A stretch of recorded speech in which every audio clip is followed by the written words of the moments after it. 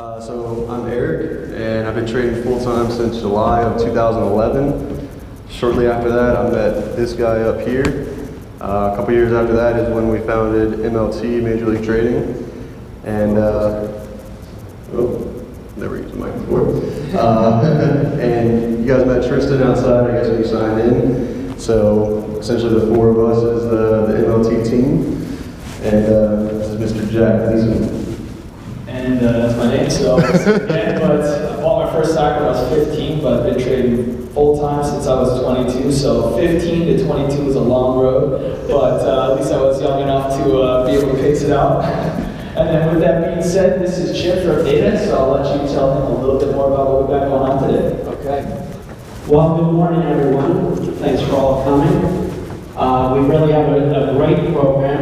We're very excited to be working with Major League Trading. I have to share a funny little story first. A while back, probably about a year ago, you get all these emails, you go to these shows, you notice how people get the emails, but I got this email, and it turned out it was from, the description was, want to learn how to trade, be able to trade, limited risk, trade unemployment, and know your rate of return. You don't know what the heck is this, but this has to be a binary. So I signed up for it, gave him my personal email, and here it is, this guy over here. I listened to the whole thing, and I'm going, oh my God, he didn't make a mistake. He's saying everything perfect. Anyway, so here we are. We have a relationship, and very, very happy about it because they have great content. They know the markets. They're very disciplined, and actually, the binary options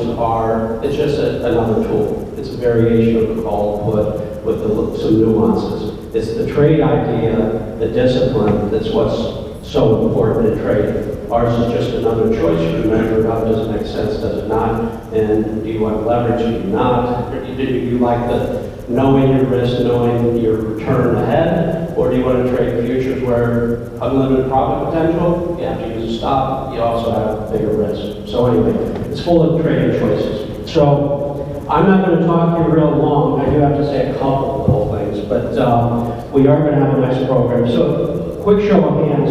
How many know about binaries already coming to the room? They improved. Well, about 4 years ago, I maybe had 2 hands shown. So this is very good. And I can remember way back when our company, this was probably 5 years ago, maybe I'm out of time. But when we had a volume of over 1,000 contracts, and I'm thinking to myself, Jesus, I used to work on the trading floors, and I remember putting 1,000 lots in the Eurodollars consistently, and we're getting excited about 1,000 lot volume. I said, boy, do we have a long way to go.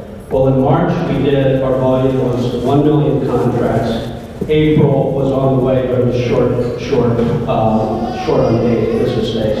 So we are growing, and we're still barely scratching the surface. So binaries are here, and it's a great contract. So anyway, what I wanted to tell you though is, with the communities, we're hosting this event, and the thing is, now trading with the floors, they're pretty much gone. In the back of the heyday, it was an exciting time. It was crazy. It was a lot of fun. It was a great trading community, and you could watch flows, you trade ideas, all this kind of stuff. But what we're doing here is we're hosting an event, we're getting people together, and it's a great way to put faces, see the faces of you're in the trading groups, or maybe you get a trade group here, and you could share common experiences, great trades, losers. I mean, not everybody's going to be a profitable one, but this is a great kind of thing. So I'm going to turn it over to these guys. Very excited to sit through the program. And two things. Make sure your cell phones are turned down, please. And if anyone has to go to the restroom, it's just out the door to your right. Okay? So here we go. Who's on first? Eric. On deck. Yes. Let's see.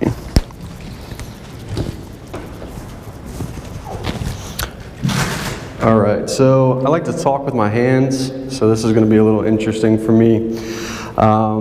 Anyways, welcome to sunny San Diego. Was hoping for a little bit warmer weather, but I think we can get by with what we've got. So anyways, this event is sponsored by Nadex. A lot of you guys raised your hands and know what Nadex is. So I'm not going to dive too deep into exactly how Nadex works and things like that. But I do want to share with you a couple things in the way that I look at Nadex and kind of how it's changed my perception in the binary option space. So I'm clicking this, but it's not working. So I don't think you're connected. It's on my side. I'm going to blame Chip for that one. Really, I didn't touch it. All right, we got it working now. All right, so quick risk disclaimer. I'm not going to read this whole thing. You guys know that trading involves risk.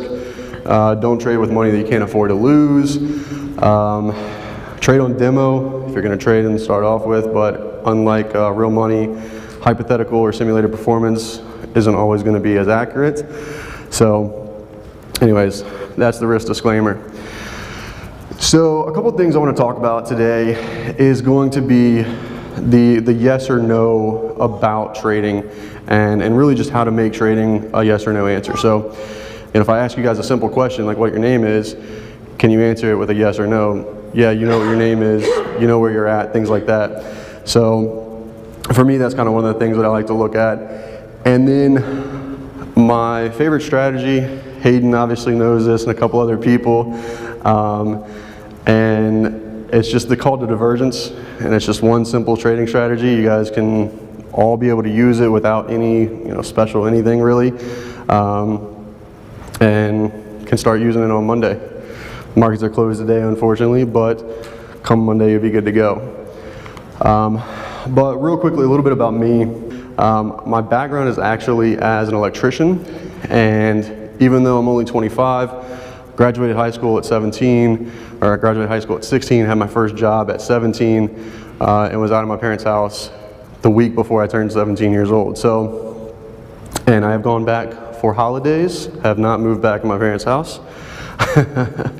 So anyways, I was working 6 days a week and it just wasn't really getting it for me. So I looked into the financial markets, and this little screenshot in the bottom left here, that was actually a wastewater treatment plant. And that was kind of the turning point where I was like, kind of done with this kind of corporate life and all that. So along that road, this is obviously a baby face me. I've been able to meet some really cool people, such as Jack, Chip over here. This guy, Warren Buffett, so probably have heard of him at some point in time or another. Thank my mother for hooking this one up. Somehow she's got some connections like that. So it was a cool experience. Got to kind of really dive in and see the inner workings of kind of how his brain was thinking, and he gave a little presentation. He is a very bad driver. Do not ride in his car with him. It's about 3 miles from his office to the restaurant, and my cousin's a blonde and she drives, and he's worse. So anyways, the world's billionaire list is just a screenshot from Forbes. So he's actually number 2 right there. And Jeff Bezos, I think, actually has passed him at this point. So Jeff Bezos with Amazon, where this clicker came from, where that GoPro came from, everything pretty much at this point. So pretty crazy to see that Bill Gates, which is Microsoft, which is what we're projecting on, and then obviously Jeff Bezos with Amazon, and Warren Buffett stuck in the middle there with a conglomerate of different companies. So through all that, I'm almost done. I've been able to do quite a few things and travel, which is what I like to do. So this is my wife, and all these pictures, our dog. This was when Jack and I went to the trading floor. So unlike Chip, we weren't really exposed to that, and I told him yesterday that I was a little bit jealous that he got to actually trade on the floor back in the day. But anyways, picture of Thailand. So anyways, that's what I like to do now, and with trading, that's really the only way that I can see doing that. But anyways, that's that. So, trading. A lot of people try and overcomplicate trading. So, just by a show of hands, how many people have tried at least 3 different indicators on their charts at some point in time or another? Perry. So, I'm right there with you. I should have raised my hand on that one, but it doesn't have to be complicated. So I put this chart together. This is just a 5-12 tick chart of the S&Ps, and it's got Keltner channels on there. It's got a couple moving averages, the MACD, the RSI, and there's nothing wrong with this stuff, right? But it can overcomplicate. I mean, I can't even see what price is doing inside of here. So for me, I'm pretty simple. Town I came from had 2 stoplights. So for me, I wanted to make trading as simple as possible. And I think also that lends to what Nadex allows you to do. So with Nadex, it can be as simple as a yes or no. This is that same exact chart with nothing on it, just one simple line. So with Nadex, it allows you to basically pick whether yes, you think price is going to be above or below X price or your strike price by expiration, or no, you don't think it's going to be above or below that price by X price for expiration. So with that being said, that's a little bit on Nadex, and now I want to jump into kind of the strategy that you guys can take and apply for using Nadex, and it is kind of my main strategy that I use with Nadex. And that's just going to be one simple trading strategy. I focus on the indices, so if you guys want to trade Forex, or you mentioned trading crude oil, things like that, you can also trade that with Nadex. But for me, my main focus is the indices. Right now I'm primarily a futures trader, but I am incorporating and have been incorporating Nadex, I guess for the past like 14 months or so, maybe a little bit longer. And the steps to outline this is when one or more of the indices don't confirm the other's movement. So there's 4 main indices: the S&Ps, the NASDAQ, the Russell, and the Dow. And what I want to see is if something along those 4 kind of stands out and doesn't do what something else is doing. I use this on a simple 5-minute candlestick chart, no moving averages, no MACD, and none of that stuff. Not that there's anything wrong with it, I just don't personally use them. You can trade these in individual stocks, options, futures, or now with the introduction of Nadex as well. The entry into the trade is going to be 1 tick above or below the signal bar, which I'm going to show you exactly what a signal bar is as well. And then with Nadex, your exit, you are allowed to get in and out, which is something that a lot of people don't realize with binary options. You're able to get into the trade and out of the trade prior to expiration. So you can trade it just like a traditional option in that regard if you want to, which I'm sure Perry's going to talk about a couple of his strategies like that. So exit can be at support and resistance and opposing divergence or pivot trail, or if it's in the money, you can let it expire and get the max 100 profit on that. So at the end of the day. So what is a divergence? We've got market A, market B here. Both markets rally set at top. Both markets start to pull back, and this is picture a 5-minute candlestick chart. Market A rallies through the highs, while market B does not. So like I said, I'm looking for something something that stands out, and this for me is what stands out. Any questions on a divergence? Pretty simple, right? Question. That's fine. Yeah, absolutely. So with A, it hits, okay, it hits it's not high, bounces back, hits the support, and then skyrockets Out of the support. previous ones, right? Yeah, exactly. So And the other one will hit resistance and then come back down, and it will possibly hit resistance again. yeah, so I'm not necessarily worried too much about the support or resistance. The second strategy, I use two strategies, which is just level to level and the divergence. This doesn't necessarily need any particular levels to worry about. So, let's see if this, can you guys see the laser? So, the fact that it breaks through the high and the fact that this one doesn't is all I'm looking for. Where and when it happens on the chart doesn't matter. It could happen at 10:30, it could happen at 1:30, and it could happen between, I'm just using two charts here. It could happen between the S&Ps and the NASDAQ, it could happen between S&Ps and Russell, or S&Ps and Dow. That part doesn't matter. I've got a couple charts that'll make a lot more sense. So if we take a look at a chart here, looks like part of this is cut off, but all my charts are going to be, in the top left is going to be the S&Ps, top right is going to be NASDAQ, bottom left is going to be the Russell, and the bottom right is going to be the Dow. Now if you don't have futures data, you can get it through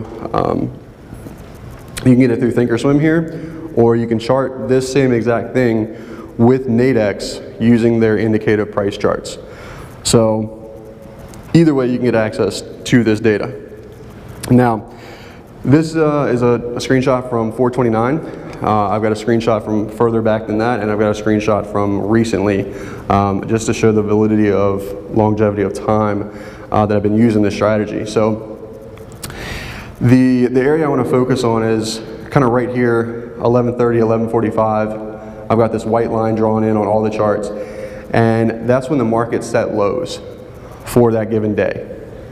So what I want to wait for is all the markets to set either lows or highs, and then I'm waiting for a break, like I showed you with the previous chart, of either those highs or lows, which, as you can see, happens here at about 2 o'clock. The S&Ps and the Russell actually break to new lows. At the same time, the NASDAQ and the Dow do not. Is everyone seeing that? Making sense? Can you go one more time, please? Absolutely. So what I'm watching for here is at 2 o'clock, the S&Ps are putting in new lows. The Dow is the Russell is putting in new lows. See the low markers? At the same time, the Dow and the NASDAQ are not putting in new lows. So that, in this case, it's in the opposite direction of the example. It can work on either long or shorts.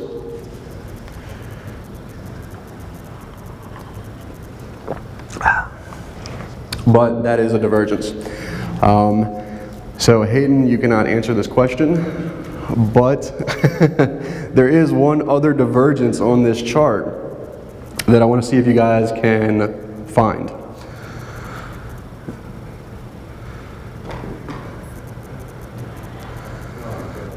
I want to try. You can't answer. No, not you. No, go for it. Go for it. What do you got? Where do you see it at? Oh, what do I see? Yeah, where do you see the other divergence at on this chart? I see, it looks like between 1300 and 1400, there's like a hot there.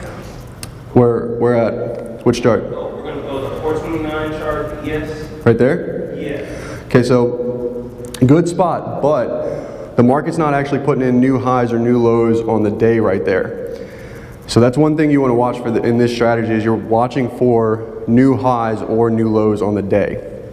Where the actual divergence is going to be right down here on this Russell chart. This moment in time is about 10:30. The Russell's putting in new highs on the day, while the S&Ps, the NASDAQ, and the Dow are not. And that's what leads to our sell-off in the morning, and then an opposing divergence towards the end of the day at 2 o'clock. Go for it, Rudy. Very end, right end of the chart, everyone but the NASDAQ are making highs. So, divergence as well.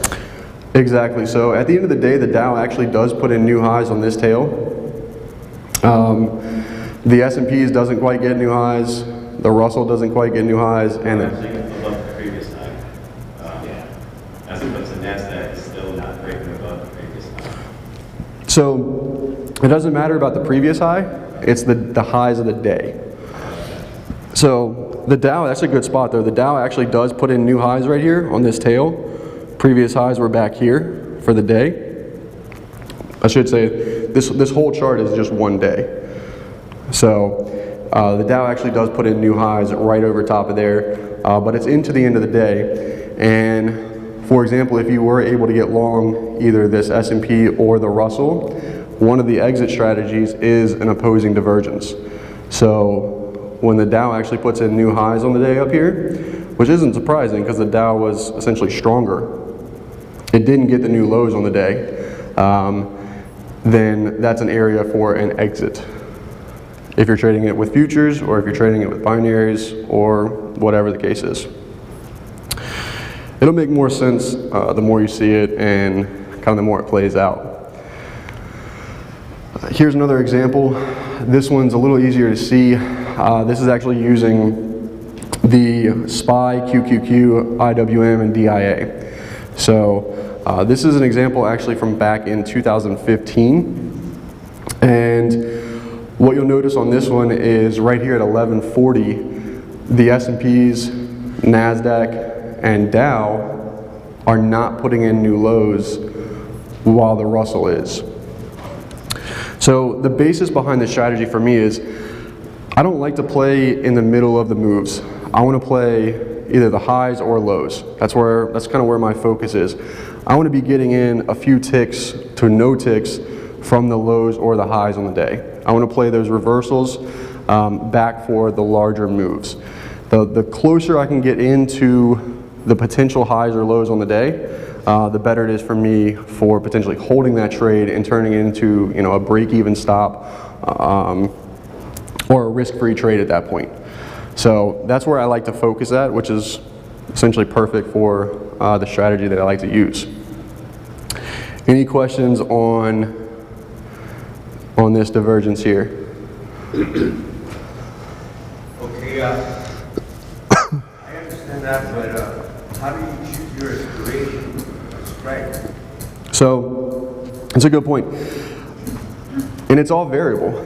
So everything with trading is completely up to the individual.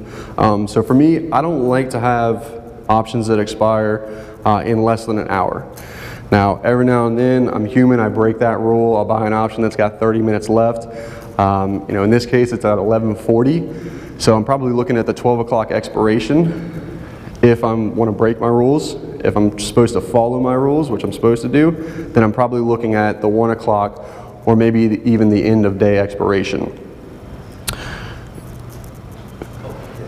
Go for it. I just want to make sure I kind of got it. But if you have the Russell that's making a new low, so are we taking a position on the Russell? Okay, so good point. It doesn't necessarily matter which market is giving you the divergence. You can trade it in either the S&Ps, NASDAQ, Dow, or Russell. You're just looking for one of them to kind of give you the indication that it's doing something out of the ordinary. Now in this case, we've got 3 markets that aren't putting in new lows and 1 market that is. So in essence, those other 3 markets are stronger. And if you take a look, you'll notice from this point, the NASDAQ actually puts in new highs on the day. The Dow actually comes up, puts in new highs on the day. S&P's put in new highs on the day. And the Russell even puts in new highs later on the day. So you're looking for, the strategy for me is pinpointing potential highs or lows for the day that allow me to get in essentially as close to the lows or highs as possible. And Hayden, I think you had. Yeah, when you get in the market, are you getting in at the market value? So say you were trading the SPY, would you get in at 209.5 and pay $50 per contract, or would you be getting in at like less or more risk, or does it matter? So you can vary that, and that's something that Perry likes to do. So it's kind of combining this with a little bit of level to level. So one thing Perry and I were talking about is he'll buy something that's maybe 1 or 2 strikes out of the money when he has a setup, and then as it approaches that level, he can then flip it out for $47 or $50, and he's buying it for $30, something like that. So for me, I like to go usually as close to at the money as possible. Typically, I don't like to pay over $55 to $60. So if it is, which is why we're talking with Nadex about getting some standardized strikes. But, so typically if it's, you know, let's say it's trading at 2100 and the strikes are 99s and 02s, you know, and price is trading at 2100, I'm probably going to have to look at buying the 02s just because the 99s are probably going to be a little over that $55, $60 number, depending on volatility and things like that. So for me, I like to keep that risk somewhere as close to 1-to-1 as possible. Now, one thing that I mentioned earlier, and I haven't actually kind of gone over anymore yet, is the actual entry that I use. So the entry that I use is called the signal bar, which is actually going to be the lowest low or the highest high bar. So in this case, it is that 1140 bar. And what I'll do in this case is once that bar has closed, I'll bracket, and in this case, it'll be the high. So if the market at the very next bar breaks through that high, then I want to be long. So I'm waiting for the signal to occur, and then I'm waiting for confirmation to get me into the trade. So in this case, on the 1145 bar, you can see it breaks through that previous bar's high, and that's what gets me into the trade. Any other questions on that one? Oh, go for it. Trading with a reversal.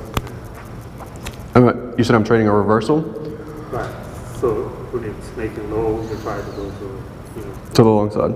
and you always pick the weakest one to reverse.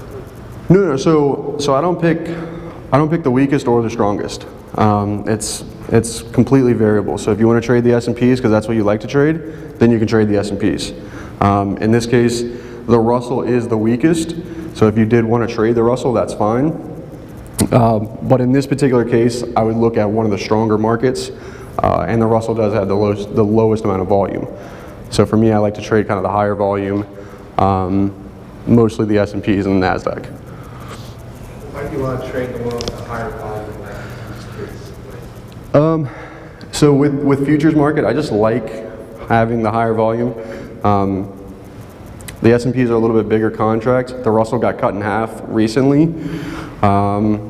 So I don't know, I'm just accustomed to, I don't know, Hayden and I were talking about earlier I got a question. Go. Do you have support levels that surround divergences, and is that maybe how you choose which one you want to trade? So I do that sometimes, but for the actual divergence, it doesn't have to be at a level. So like I said, I have two strategies, level to level and divergence, and those are the only two things I use. So like Jack's saying, if there is something that is at a level, then I'll look at that because it is a little bit more higher odds for me. But it doesn't necessarily have to be. It can happen at any random price or time during the day. So anything else? What type of order? So in this case, if I'm trading the actual futures, then I'm usually looking to do a market order. I'm sitting at the desk, so I'm watching price. So I'll do a market order once it clears that bar. One tick above the signal bar. So in this case, this is the 1140 bar. That's the signal bar, and the very next bar. Correct. Yes, ma'am. And that's across the board for whether it's at a high or whether it's at a low. As soon as it breaks that bar's low or high. So if I'm looking to go short, I'm waiting for it to break that previous bar's low. All right. So for me, I knew that if I wanted to beat the markets, I needed to have some type of edge. I needed to know or find something or let the market show me something that gave me an edge. And so let's talk about emotion for a quick second. How many people have averaged into a trade? You've bought something, it went down. Jack can raise both of his hands. Anyways, so for me, I wanted to kind of eliminate that approach. Like, I want to be as calm and stress-free as possible when I'm sitting at the desk. So I knew I needed to eliminate that as much as possible. And essentially become as close to a computer as I possibly can when trading. So what I did is I took what I knew mentally and the same strategy I just showed you guys and built an indicator around that. Perry's our technical guy over there, does all our programming and stuff. So I worked with him on a couple things. I worked with a Russian programmer in the beginning before we met Perry. Perry put some final touches on it for me. And what I wanted to do was develop something simple. So what I did is I put red or green arrows on the signal bars. So in this example, you can see there's little red arrows and there's little green arrows on my charts. And what that's telling me is these potential divergences. So I don't necessarily have to be looking at all 4 charts and finding, oh, S&P just broke lows, NASDAQ didn't. Now, I still do it because that's what I'm used to for the past 5 years, but with the addition of some software, it definitely makes a difference. And it makes it a little easier to show as well. So in this example, this was a trade from back in 2016, March of 2016. I remember it. Ended up being about a $400 profit on S&Ps and about a $1,600 profit intraday on some SPY calls. And the trade that I took was a long right there. So markets came down, S&Ps put in a green arrow. Markets came down, put in a new low. You can barely see the arrow there. And then broke through the previous bar's high and went into new highs. So all of about 30 minutes for that trade. But you can do the exact same thing without having the arrows. And there's even some other divergences later in the day here. 12 o'clock, NASDAQ puts in new lows, nothing else does. 2 o'clock, NASDAQ puts in new lows, nothing else does. So for me, I needed something that was easy to see, easy to identify, and essentially just has a 1 bar component. And that 1 bar is the signal bar. So in essence, that's the divergence strategy. Any makes sense? Doesn't make sense? When is the stop? Okay, so good point. The stop for me is going to be below the low of that signal bar in this case. So it's a 1 bar risk on every single trade, whether it's at a high or a low. So if it's a short setup, it's a 1 bar risk. Long setup, 1 bar risk. Go for it. You got a question? Yeah, well, with the number of arrows on the chart, I'm assuming you're not taking all of those. So there's some kind of secondary logic for which ones you're taking, which ones you're not. True. So you're actually only taking the trades that signal. And by signal meaning that the very next bar takes out the signal bar, or I should say confirm. So you have the signal bar. So for example, like on this Russell, we've got a signal, right? We've got an arrow in place, but the very next bar doesn't actually break through the low of that bar. So even though it has a signal there, I'm not actually taking the trade because it doesn't confirm. So I need a strategy and a setup, and then I need confirmation to get me into the trade. But definitely a good spot on that. And it happens a couple times throughout the day where, you know, like right there as well, you can see we get an arrow, but it doesn't actually confirm by breaking that bar's low. And if we have a really hard trending day and it doesn't work 3 times in a row, then something's wrong, and more than likely it's me, not the market, so I don't want to fight that. So if I take 3 trades with 1 bar risk on a day and they don't work, I just stop taking that strategy. And that's how I limit my risk and not, you know, continue to perpetuate a problem. If you ever see multiple arrows without trigger bars, do you then rule that out as a possible trend day? So 3 divergence indicators would make it a new high, and then if you get 3 in a row that do not get follow through below the previous price bar, do you consider that a possible trend day and then avoid that trading setup? I don't, just because something else is standing out in there. So there's a reason why it's making those divergences, and there's also a reason why it's not triggering. But if it does trigger, then I need to follow my rules and take the trade. All right, any other questions? Go for it, Hayden. Between 13 and 14 o'clock on the bottom left, you see that arrow?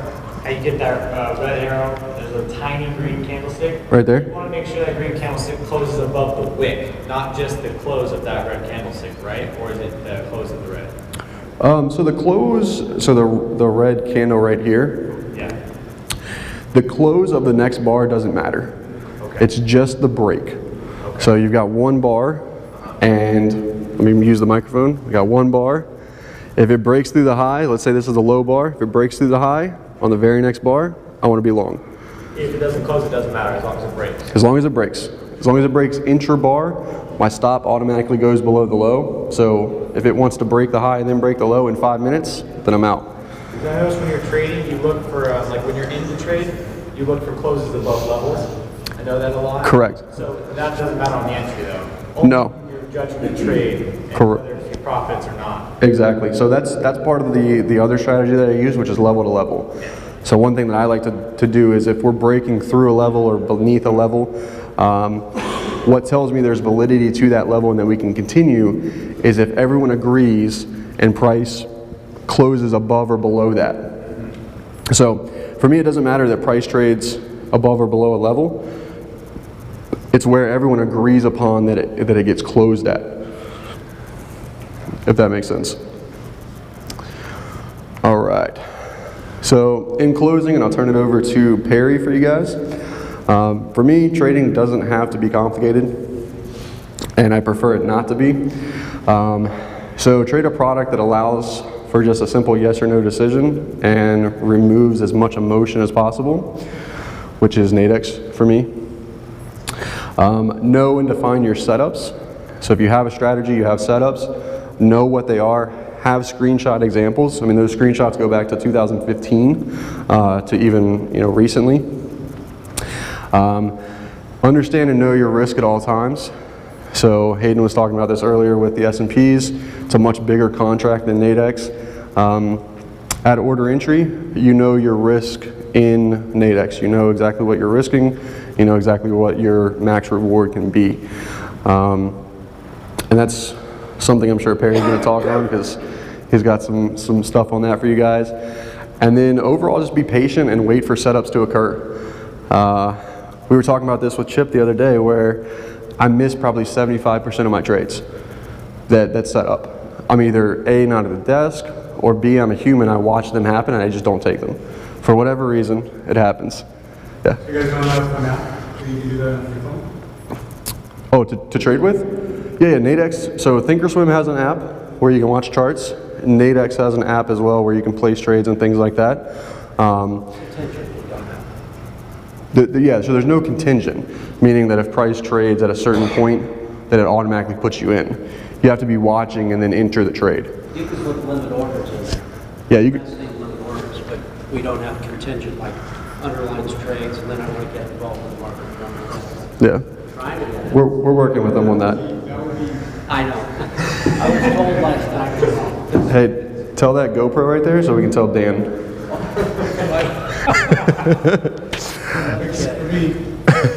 Yeah, so I mean with everything we have going on, sometimes you miss trades. If you haven't missed a trade in this room, and you're probably either lying to me or yourself, I don't really know, but you're always going to miss trades. It's going to happen. But one thing that one of the guys that I've traded with for a long time has told me, there's always going to be another market tomorrow. The market's not going away, and it'll be there tomorrow. So, and for me, that's what I like. I like to have the patience and the discipline and essentially not overtrade. And that's kind of what it boils down to me, is having those simple setups, finding, waiting for them, and then applying it when it happens. So, repeat the question? Oh. Well, I'm done now. Anybody else have any further questions? If not, I'll go ahead and turn it over to Perry.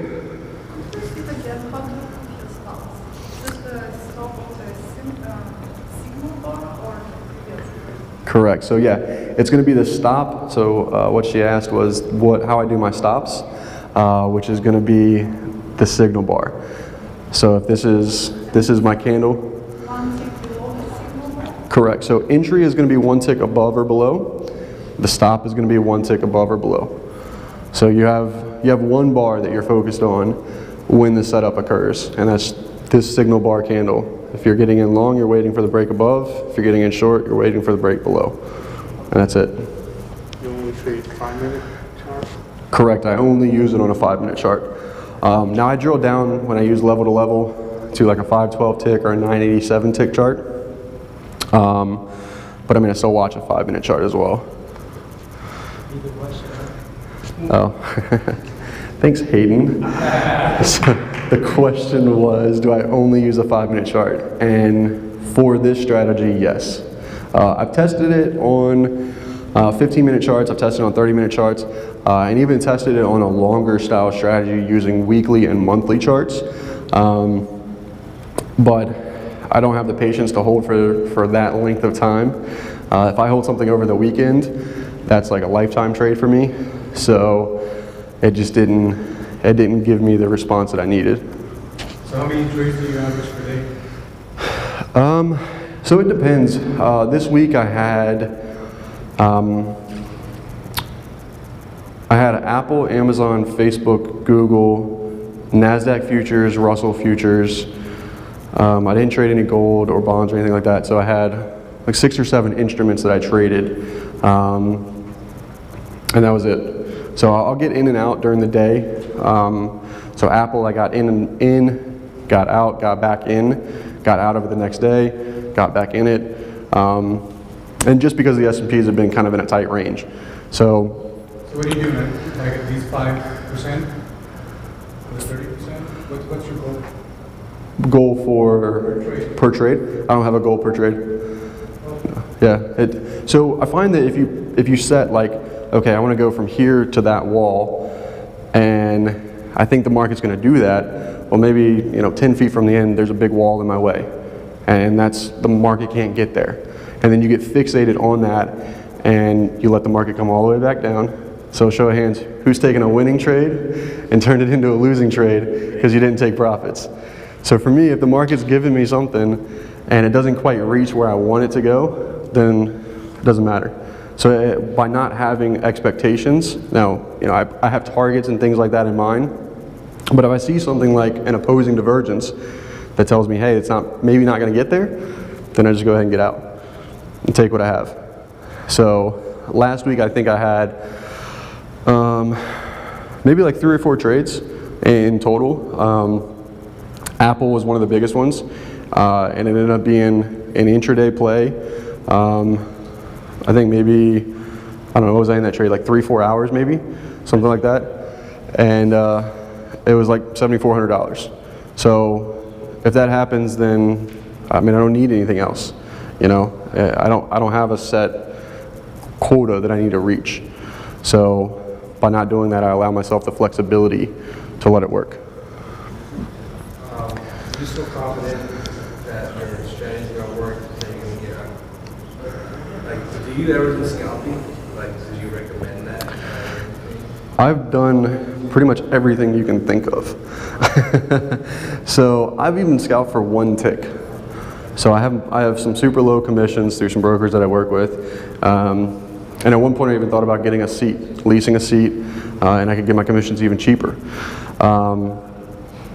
But I find that if a trade doesn't have 5 points in the S&Ps for me, it's not really worth my time. Like, I'll be patient, I'll wait for the next thing. Yeah, we'll go ahead and roll it over. We've got time to spend with you guys afterwards, so. While we're changing the presentations, I'll just go a little bit of background on myself. I come from an engineering world, basically. So we all come from different places in life, but the thing that I'll leave you with is I was what was considered a black box engineer, meaning I had an infinite number of inputs I was able to use for something. They give me a black box that I could do things in, and they wanted a set of outputs that were distinct outcomes based on these inputs. It was my job that I could do whatever I wanted as long as it didn't break two rules. If it wasn't illegal or unethical, I could do whatever I wanted in this box. So I don't really put on limitations when I'm looking at or analyzing things. And I have a unique gift. We all have skills. I'll tell you right now, sometimes I can't even spell my name, but I can sit there and look at conditions, and I can see far more conditions than the average person. So a lot of people, who in here has ever used Microsoft Excel? Microsoft Excel. Have you ever used it? All right. How many people have ever wrote an if statement in Microsoft Excel? All right. So how many people knew that, 7 years ago, that in one sentence in Microsoft Excel, you couldn't use more than 8 if statements? We got one. How many know that the condition now is 13? You can't go over 13 right now in Microsoft Excel. So when I program, there's lots of times, I was looking at something that had close to 300 variables that I could play with. They wanted up to 50 outputs that were each unique based on how those variables performed. So like Eric said, you don't want to make trading complicated. So the things I look at might be complicated to some, but if I'm only looking at 4 things for me, that's not complicated. We all make decisions based on variables. If you're driving your car and you're going to go down the road and you're going to make a left turn, if you see oncoming traffic, naturally most of us wait until that passes by before we make our turn. Or if we see a red light, we slow down. If there's someone in front of us, we slow down so we don't hit them. So there's all these variables that we're looking at, and a lot of them we do subconsciously or because we've been trained to. So you're usually not looking at 1 or 2 things only. You're looking at many things to make you help with your decisions in life. So with that said, as we're going through this, we'll keep that in mind. But so as part of looking at binary options, what I wanted to figure out for myself is once, let's just go through here. Yeah. So standard risk disclaimer, right? We've all seen it 100 times. So trading has risk. Can we all repeat that? Trading has risk? Trading has risk. Thank you. So risk capital per trade is a maximum loss potential. So when you enter your trade, that whatever you've got going on now, there's a calculation, depending on how you're doing it, there's a maximum that you can lose on that trade. If you're trading futures, it might be when your account goes to 0 and the broker takes you out of the trade. There's always some type of maximum risk when you enter a trade. You can lose all your risk capital on every single trade you take. Every trade is unique. How many sequential times can you lose in a row? All of them. So you have to have something that makes you want to enter the market, something that makes you want to exit the market, and something that makes you want to control your risk. If you don't understand what I've just said, you shouldn't be trading. So we went through a little bit on here. I'll just say that how I met Jack and Eric. I happened to meet Jack in a chat room, and he was talking. Someone asked him, "Why don't you have some of the stuff that you put on your chart, do it automatically?" He said, "I couldn't find anyone that could program it." So I said, "I'd like to take that challenge." So we exchanged information, and then I worked with him, and I think he's got a little bit of the stuff that he used to waste time doing with his hand. Now he can focus on other things while it's automatically being done on his chart for him. So there's always a question when people look at the stocks and trading, fundamental analysis versus technical analysis. We live in the information age right now.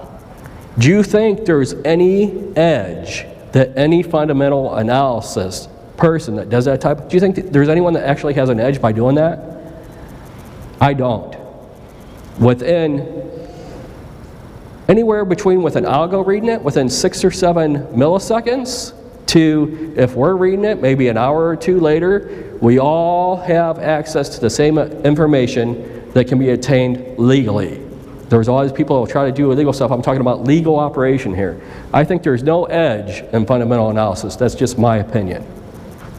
You can know what the fundamental analysis is if you want to help, rate a company.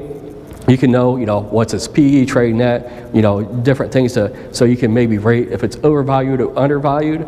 But the stock is trading at where it is. Everyone has access to that information, and things move around, right? So my next question is human behavior predictable? Yes.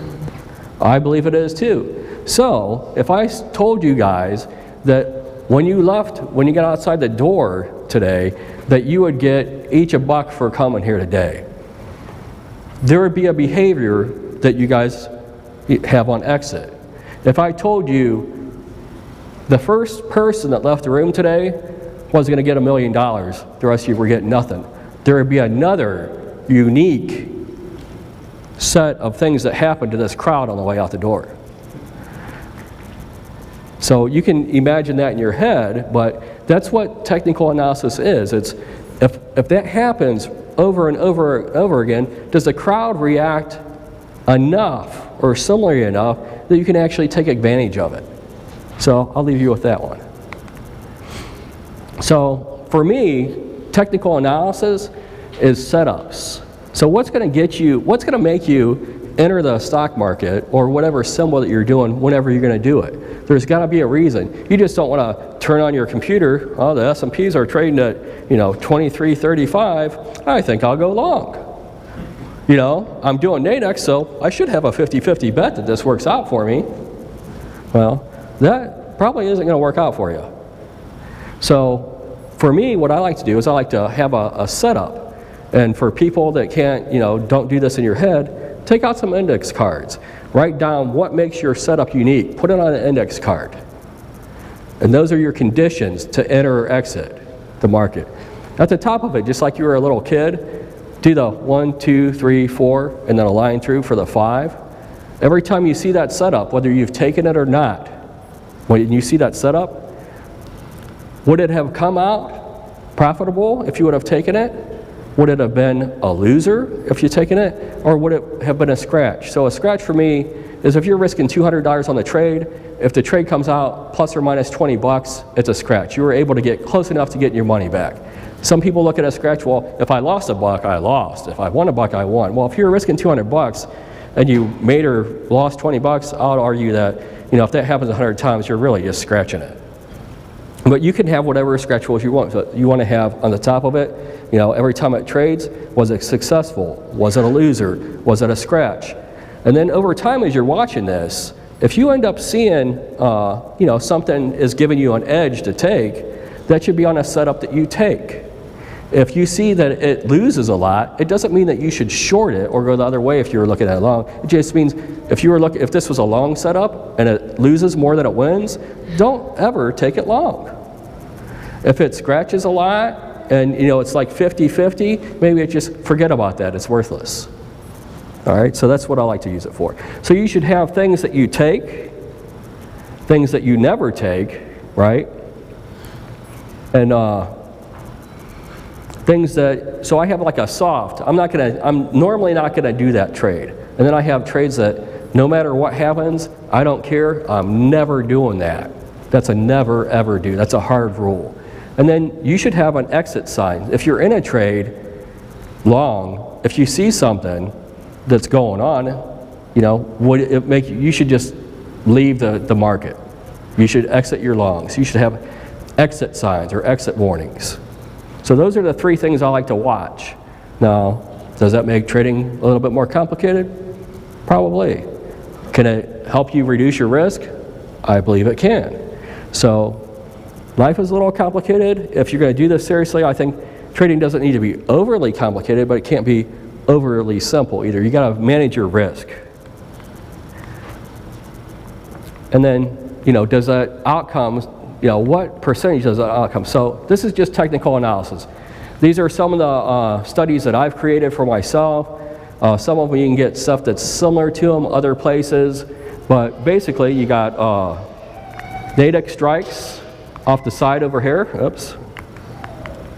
You got other technical analysis here. You got some information up here. This is for one market. This is the S&P 500, and then these are you know, all 4 indexes look at them at the same time, similar to how Eric looks at the indexes all at the same time. So I'll let you know all these slides for technical analysis, I didn't cherry pick them. These were just, this is the close of the day on Thursday. I was putting this slide together, I was just updating it on Thursday night. So I took everything that you see here was just how the market behaved on Thursday. We were traveling on Friday. So no rhyme or reason, but you know, if one of my rules that I use in trading is that only 3% of the time, this level that's down here, if it's touched, only 3% of the trading days, historically, does it close below that level. So it doesn't mean that that won't change in the future, right? But historically, that's been it. I think that gives me an edge. So what I would do with that edge is I'd look for strikes to get long down in this area, and I would have stops down in here. And you know, if it, you know, I'm going to lose money if it takes out this low, but I think there's a high probability that we close above here. I'm not even caring if it goes, you know, all the way back up. I'm just looking that there's a low probability where we're closing down below here, so I'm looking for a Nadex strike down here. Go ahead. I have a question about how you get into your position. Yeah. So, would you rather buy 5 contracts at 20 and sell as they become more? So we'll get to that. So you're good question, good question. So let's go through a little technical analysis here. So these gray boxes that are in this, for those that never traded value, this is where 70% of the previous trading took place on these instruments the day before. It's really 66 or 68.25%. We call it 70 just because most people say. Go ahead. Are you suggesting then that all the markets are somehow tied up? No, but normally if the market's going to trend one direction or another one, think of them as synchronized swimming or a dance team. You have a high probability that you're going to get continuation in one direction or another if they're all moving together. You have lower probabilities if one of them is divergent. It doesn't mean that, you know, one of them can't be down 2% for the day and the rest of them up 1% for the day. Of course that can happen, but how often is it going to happen? Or if they're already, you know, down, you know, are they going to, I look at it as chop. To me, if they're not all dancing the same, it's more, you should expect chop. If they're dancing all together, you can look for, you know, they all might hit support resistances together, right? They might all be doing whatever, singing the same song. But that's how I look at it. So this is, these are hand-drawn levels because of price action I've seen and other things I do. I leave these on. This is a longer-term chart. So this is a 20-day, 30-minute chart of just bell-to-bell action. So I draw these lines. These lines, when they put them on, they're on there until I see that the lines are no more reactive. So if you were able to draw these lines, my question is, would these lines potentially give you an edge to entries and exits? You know, I think that the better that you are doing it, and Eric has a little bit of a different flavor that he uses, and he does a similar thing with right and support resistance. He doesn't leave his on his charts like I do. I leave them on my chart until they're no longer reactive. I also have a code or a legend that I use. You can see that some of these are solid. Some of them are, the solids are different colors. You can see that some of them are dashed. Some of them are dotted. So those levels represent different levels of significance to me. And then, you know, when I see one of these levels trade, you know, no matter what else is going on in the market, I might fade it. Or when I see one of these, if I'm short and we're coming down, I'll just hit profits or take, you know, just exit down here because I don't know if it's going to hold or not. One thing I can tell you is that no one knows what's going to happen next. If anyone tells you they know what's going to happen next, run away from them. They're full of something. So this is just a zoomed in chart of the last couple of days, and you can see when I draw lines, I don't expect them to react to the tick. You know, they could, that's fine. I expect them, if they're above these lines, they should basically stay above them. If they're below the lines, they should basically stay below them. I look at them as areas, and I look at them, think of them like the ES trades and the quarter point ticks. You know, within a few ticks either way, you know, 2, 3, 4, 5, you know, you should see that, you should expect some resistance as it's coming up there, or you should expect support as it's going down there. If it breaks, it could be just a temporary break. This is another indicator that I use during the day. This is actually a 1-minute chart of just the whole day on Thursday. The blue lines where the market opened, the other ones are just fib lines that calculate during the day, just to show you, because the reason I made this study is that more than half the contracts or shares that are traded on the stock market, they're round-tripped during the day. They're not carried over after the day. So knowing that, there's always traders that have positions from before the day when you enter it. But the majority of transactions are being opened and closed within the same day. So what I want to do with this study is I want to watch the behavior of the market just for the day. Are we holding above certain levels? Are we, holding below them? Are we within ranges? And I have rules for entries, exits, confirmations, whatever you have, based on how this is performing. This is just another chart. A lot of these are things that I just look at for after I'm in a trade to do monitoring. So it's the same thing. How many have ever seen a profile to where you can actually see the number of contracts that are traded in every bar? Okay, so what I'm watching, I can't call it real time because it takes a little bit for those electrons to get from the exchange back to my computer, but it's close to real time. This is updating live as the market's going on.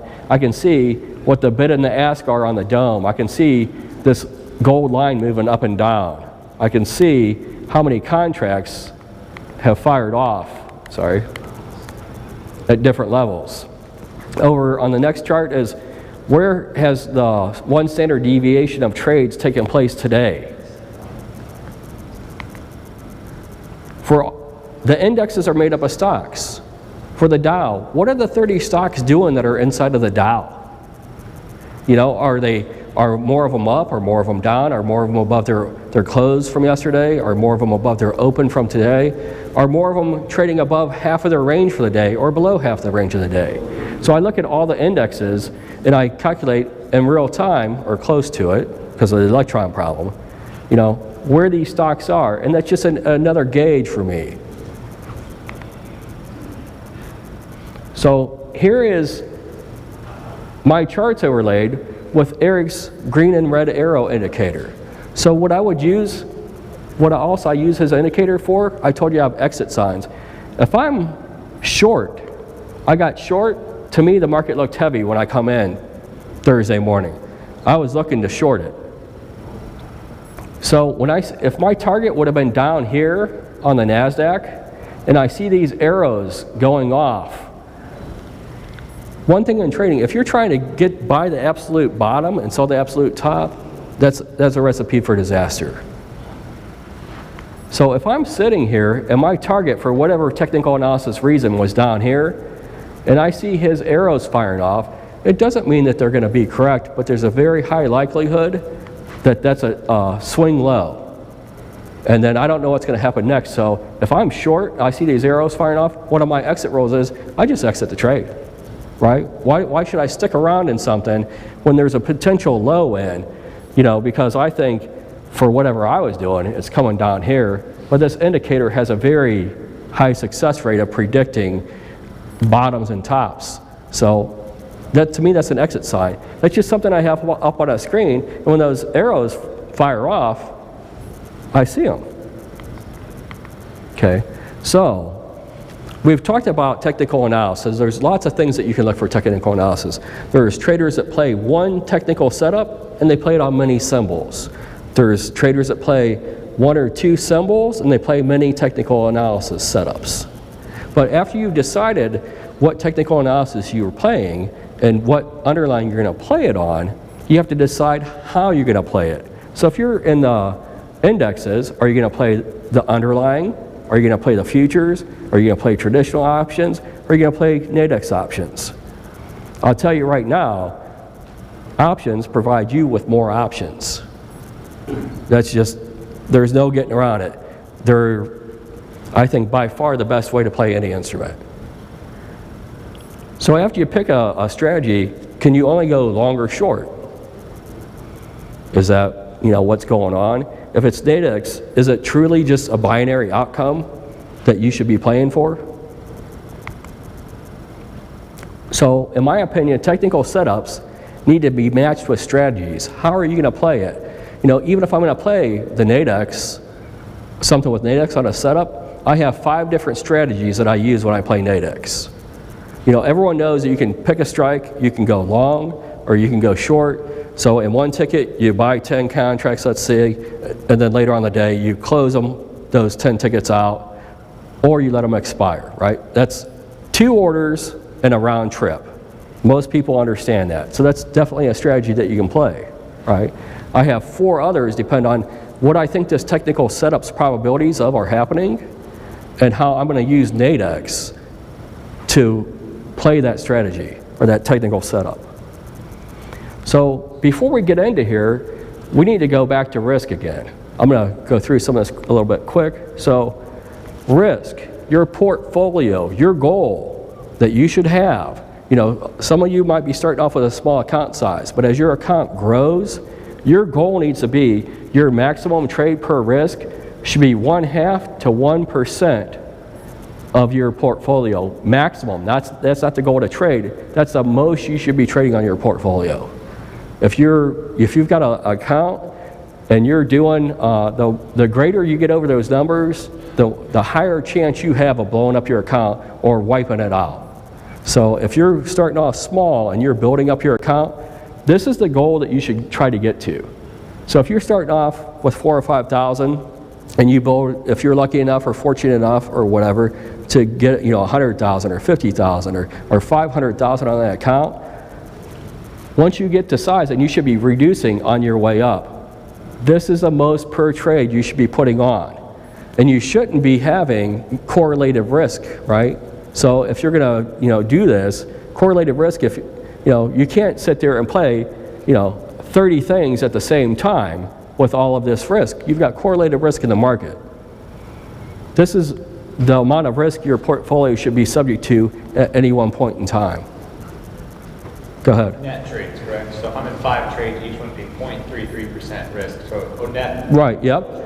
Or if you've been fortunate enough to do something. So if we bought the underlying, let's say we bought it down here, a natural thing if you're trading the underlying, as it moves up, you'll try your stop. So once you get your stop to where you can't lose any money, you've taken the risk out of that trade. So you don't need to count that as your risk. So my question was, and we'll go through this slide a little bit first.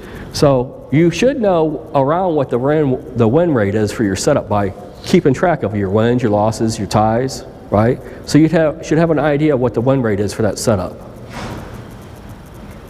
So you should know what your reward to risk ratio is on entry, and you can increase your reward ratio after entry. That should be your goal. In other words, you should be trying to reduce risk once you're in a trade. And this is my opinion. The most successful traders, the only thing that they have is they're better risk managers than the other traders. So here's some stuff on, the contract. So basically with Nadex, if you're long, and we'll get into this later, but basically if you look at the price you're paying for contract, if you're paying $30 for contract without commissions, you would have to be right 30 times out of 100 not to lose money. So if you took 100 trades and you're right 30 or more, at the end of those 100 trades, you would have more money in your account without commissions.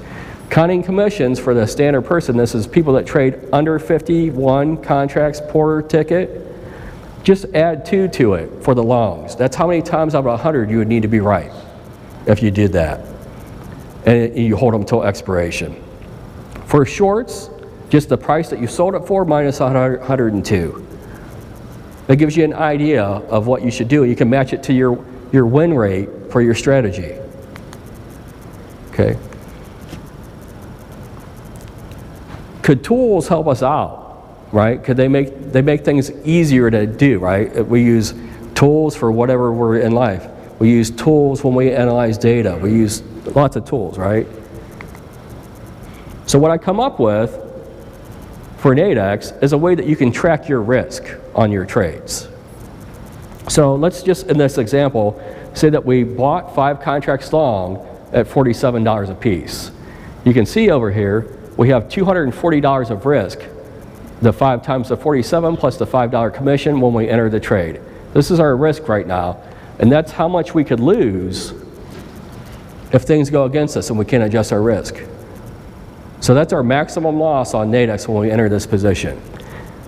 In the middle section of this, I have what your running cost basis is. So after you have more than one transaction, what is your break-even point? I want to know what my break-even point is at all times. At the bottom of it, this isn't tied to anything else. So you put whether you're long or short, how many contracts you have, what your total risk was, and again, it's telling you to break even, you need to sell at or above $49. You can see that matches this middle calculation, right? Matches what we want up here. But if I change this 5 to a 4, it'll tell me what my break-even point is to remove my risk, right? With only selling 4 contracts, I'd have one that was basically risk-free at this point in time. This is what I'm talking about, reducing your risk. So if I start off with 5 contracts, and I've got $240 of risk, you know, can I sell a few contracts and remove some risk? That's what I like to do. So I can change this number down here, and it'll tell me exactly how many contracts, what price I would need to get, if you could get it. These are all theoretical, you know, until you get that order executed, you know. So you want to have a realistic goal, right, of something you can do. So now, you'll notice in the top section, this is grayed out. We know in the first order, you've got to do something to open your position, right? After that, you can, you know, close part of the position. You can add to it. I could go to open and add some more contracts. So down here in this calculation, there was a calculation that if I sold 4 contracts, I would recover my $240 if I got it at $61 or above. In this theoretical example, I got rid of 4 of them for 60 bucks. I eliminated all my risk except for $4. I only have 1 contract left, but now my risk is $4, my break-even point's 5. So I've reduced my original position that I needed to be right 49 times out of 100 for doing this. Now I need to be right 5 times out of 100 if I was able to do these 2 things.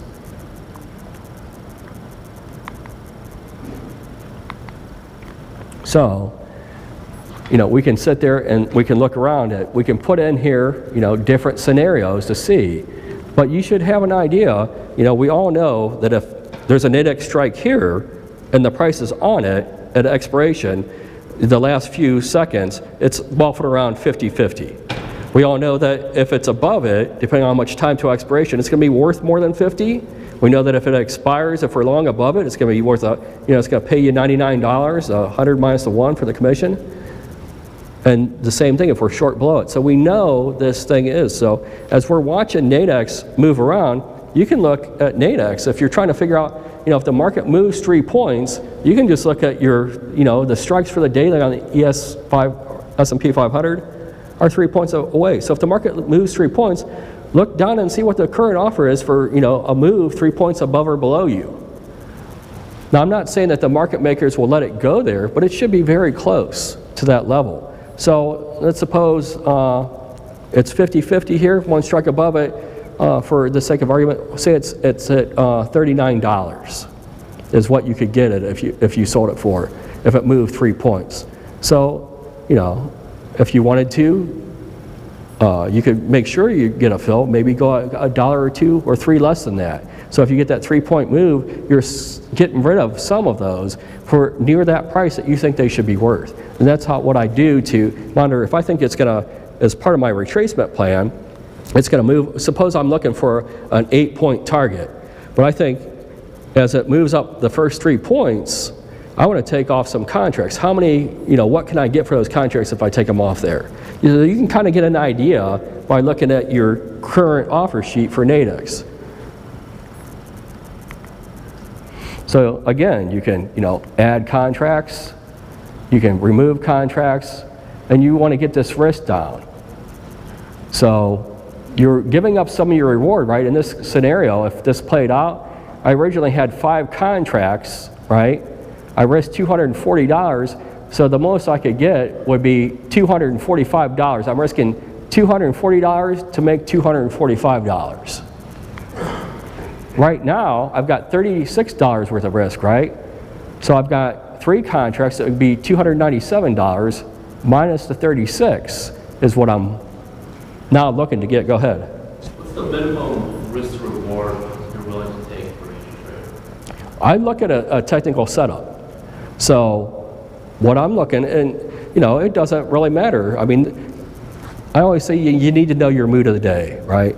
So once in a while, I'm not suggesting this for anyone else, but you know, once in a while, if I see Nadex has a strike here and we keep going 1.5 to 2 points above it and just 1.5, 2 points below it, and we keep, it's consolidating, it just keeps doing this for a while, I might try to ping pong that if I was in the mood to do that.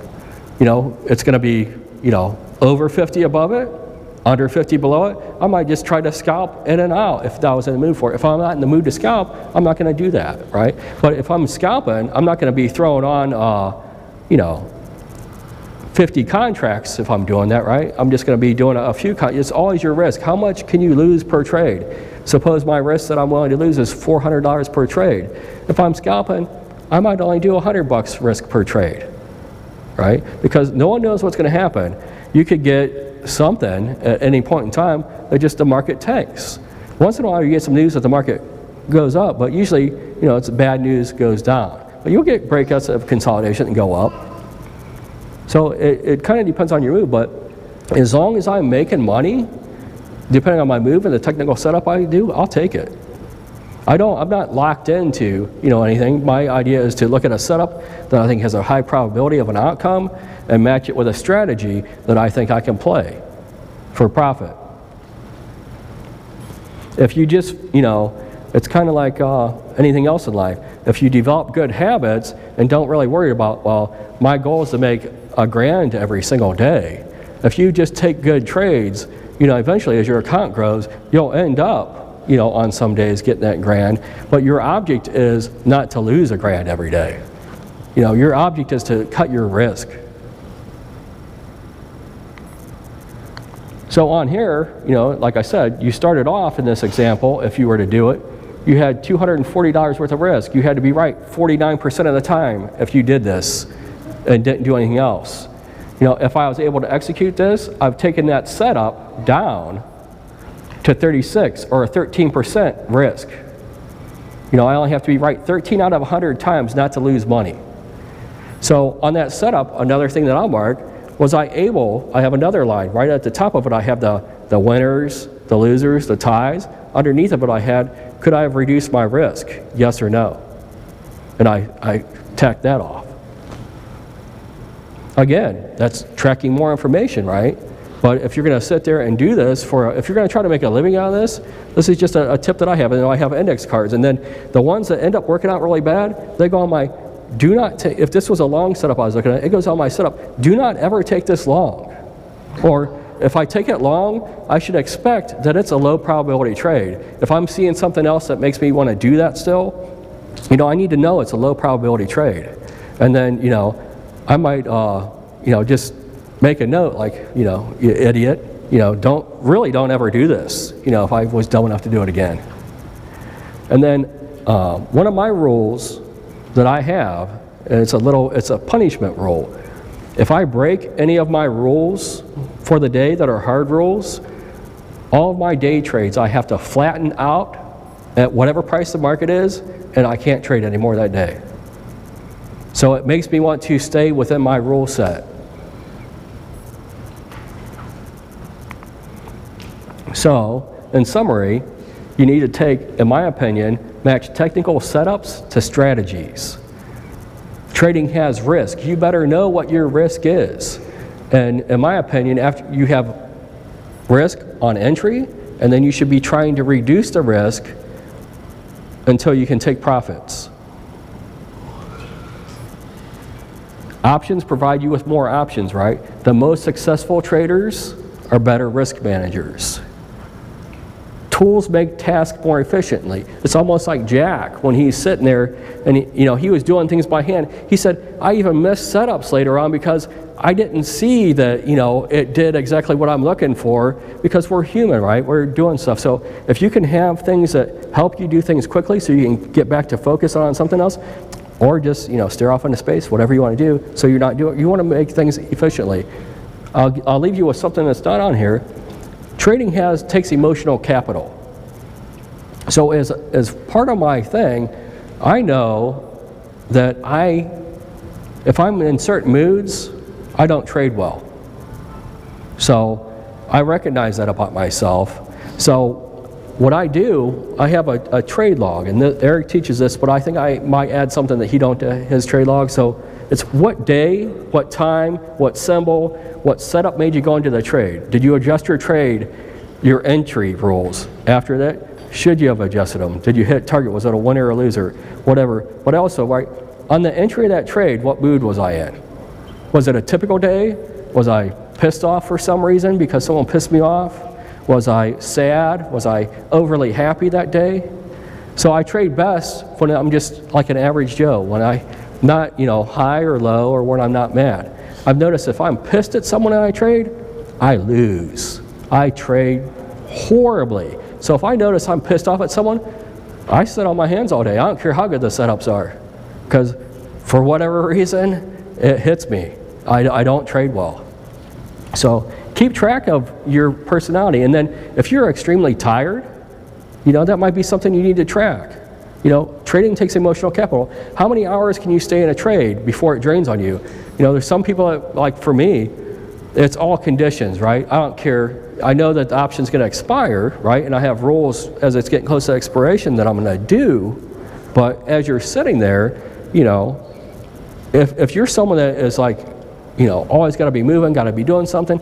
If you notice that after you're in a trade for more than an hour, if it starts weighing on you when you're, scalping or day trading, then, you need to look for setups that might play out less than an hour. If you're someone that doesn't matter to, or if you're someone that, you're trying to ping pong in trades, I've been in moods where, I'll take several hundred binary trades in a week just scalping if the market's not moving. But I have to be in the mood to do that. So you have to know yourself and what you're capable of and what you're not capable of. And everyone is different. We're all different. We're all unique, right? So you need to know yourself as a trader. But I think if you can just look at, what technical setup you have, what strategy do you have? So if I go back and I'm looking at my technical setups,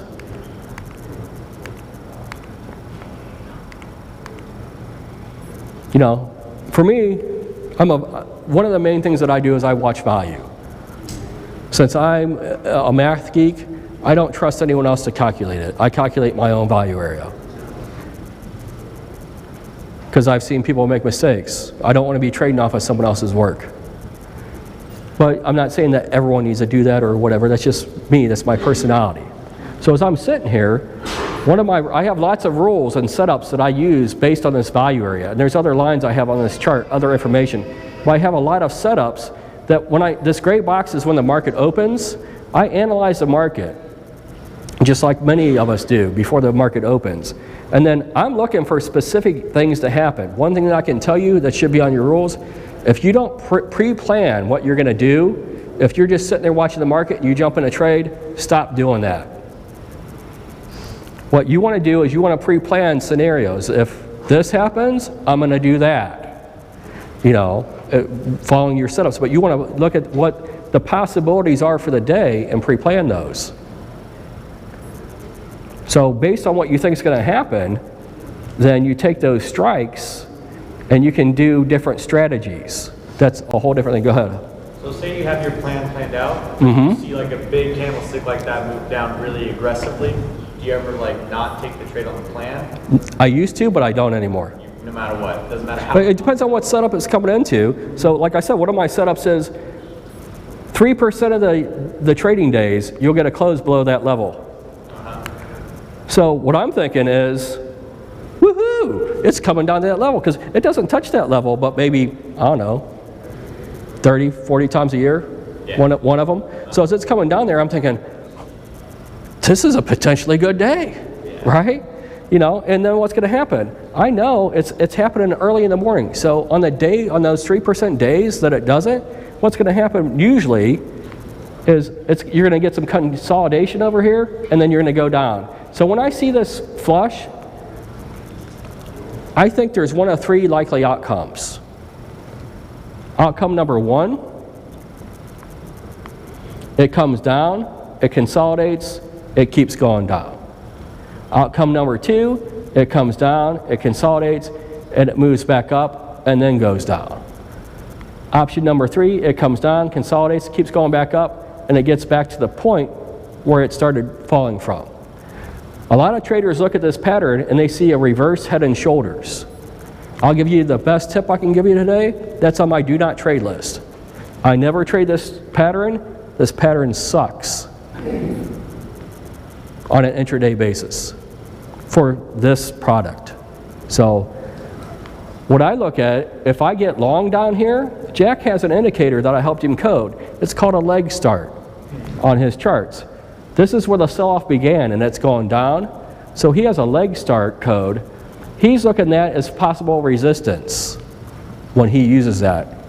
So for me, if I'm getting long down here for whatever setup I had, and this is a setup I would get long, so if I was just playing the futures as we come up to this leg start, I'm out. To me, this is the end of the trade. For other people, this is the beginning of the trade, right? They're saying, we got a left shoulder, we got a reverse head, we got the right shoulder. I'm getting long. This is going to go, let's suppose this was a 10-point dip. Their theory is it's going to go 10 points higher, and you're going to have a touch up here. That's what a reverse header, that's what that pattern is supposed to mean technically. To me, that pattern might happen less than 17% of the time. Do I care that I missed it on those 17 times? Not at all, because I know if I take that pattern 100 times, I'm going to drain my account. I'd rather not take it because I don't care about those 17 that does. I care about I care about not losing money as much as I care about trying to have a good trade or manage a good trade. I want to give myself opportunity to succeed.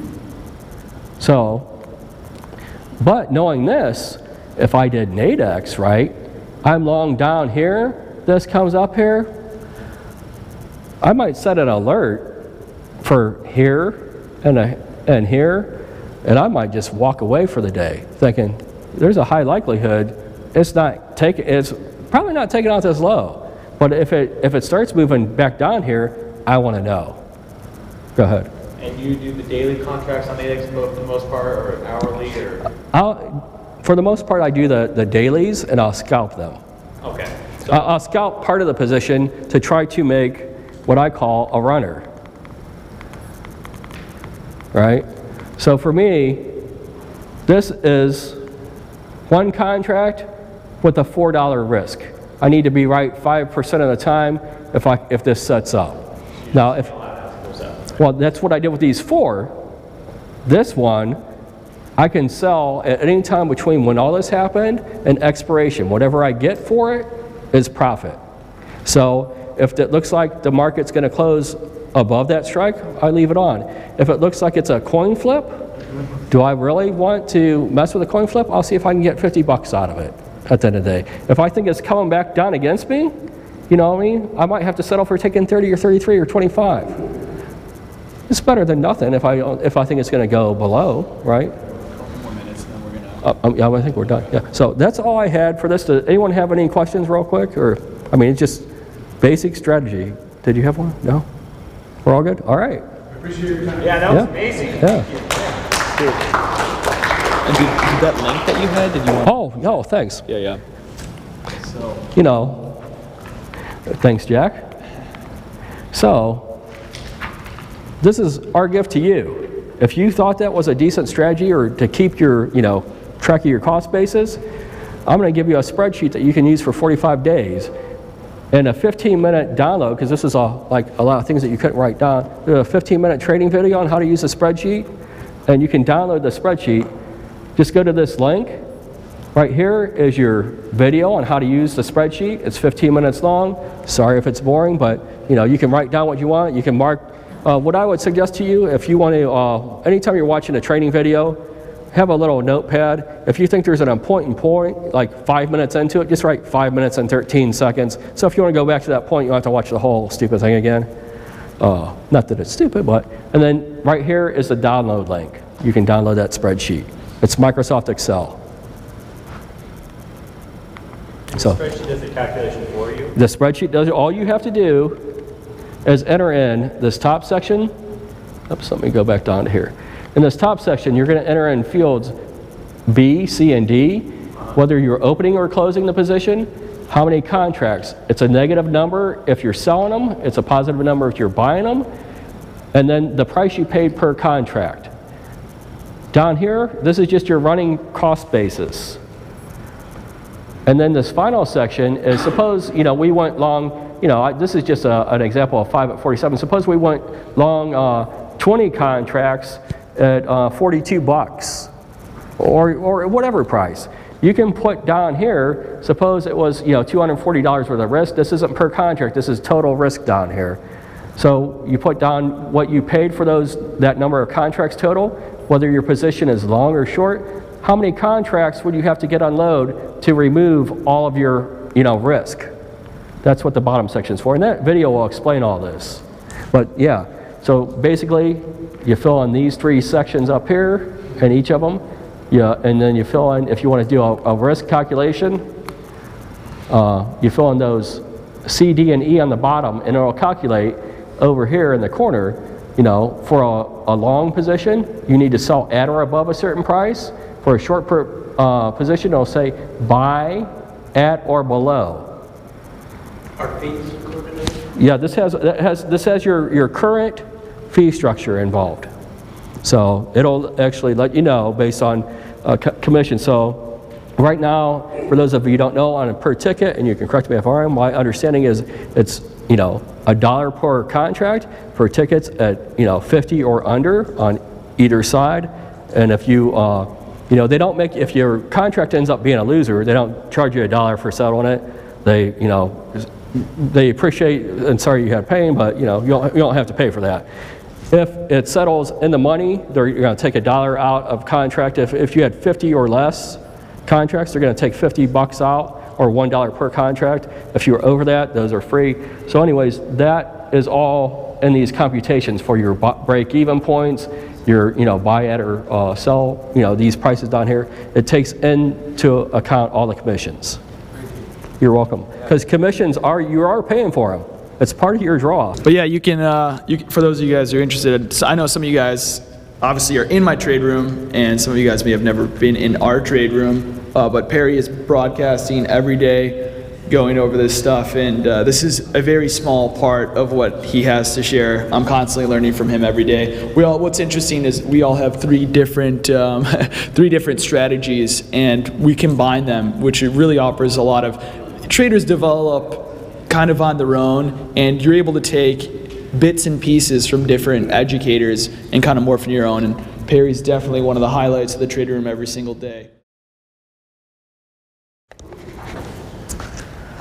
All right, guys, I'm Jack. I'm the co-founder of Major League Trading here with Eric, and I'm going to be going over some strategies I use to trade index, and specifically one that I think is probably the most predictable pattern in the S&P 500. It is an algorithmic-based strategy on math, so we'll be going over that as well. And then we'll have a couple of questions. For those of you guys who don't know, we are giving away a computer here, so I hope you guys all entered that. We built a custom trading computer. It cost us about $3,000 to build. There's a lot more people. I wish it was just this group of crowd because it would be much more exciting, but we're going to, hopefully the person who wins gave us their phone number. We didn't require it, but I'd like to be able to call them here on stage. I did bring a speaker, so at the end of the presentation, we will be giving that away, which is kind of exciting. And then at least somebody here is going to be leaving with a hat, but maybe it won't take 10 answers in a row to get the right one, so maybe you got to do a little bit of homework, but we will get started from that. Anyways, guys,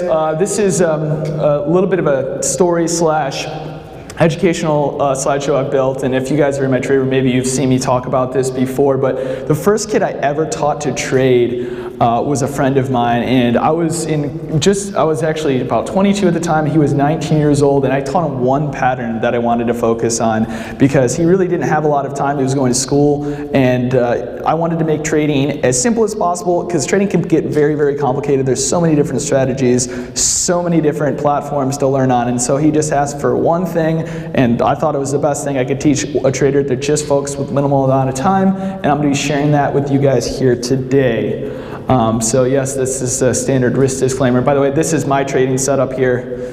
You don't need a bunch of monitors, but I do recommend more than one. So anybody who just has one monitor here, that could probably be your next best investment, whether it's a cheap old TV off Craigslist that's 22 inches and above, doesn't matter, but more monitors definitely do help. So just something to be thinking about. And then standard risk disclaimer.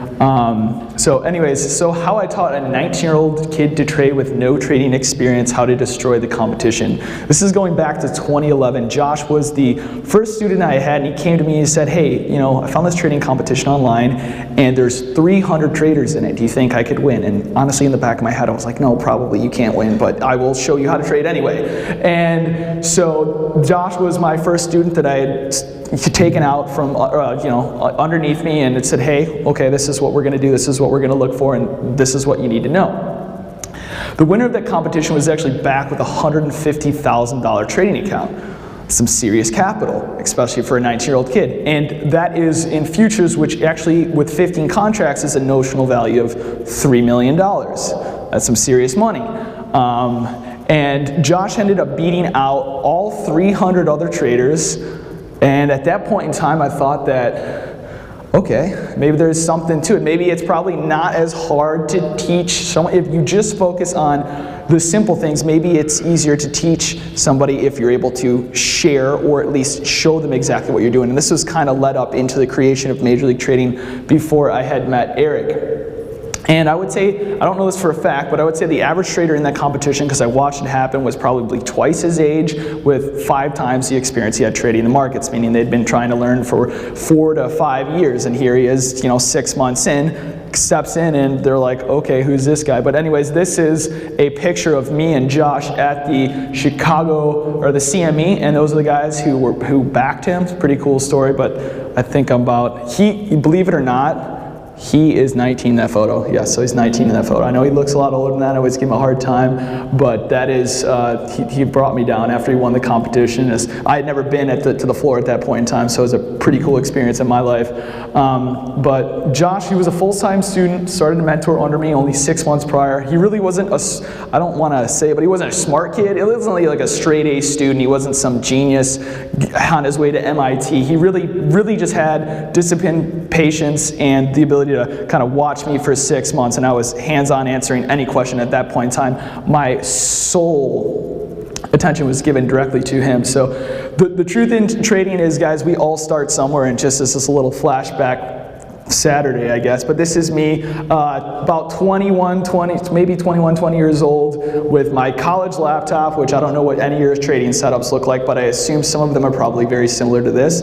Just a college laptop, and then this is my TV in my dorm room that I had. So I just connected that up with the VGA cable, which is pretty simple to do. Like I said, 2 monitors is great place to get started. You don't need anything fancy to get trading. That's what originally got me into trading. I love the idea that really all it was my knowledge versus everybody else's. Of course, high frequency traders are always going to have a computer edge. There's always going to be people with more resources, more money that have that, but at the end of the day, we're all looking at the same charts, and it's up to you as the individual. And that to me is what really got me into trading and wanting to learn.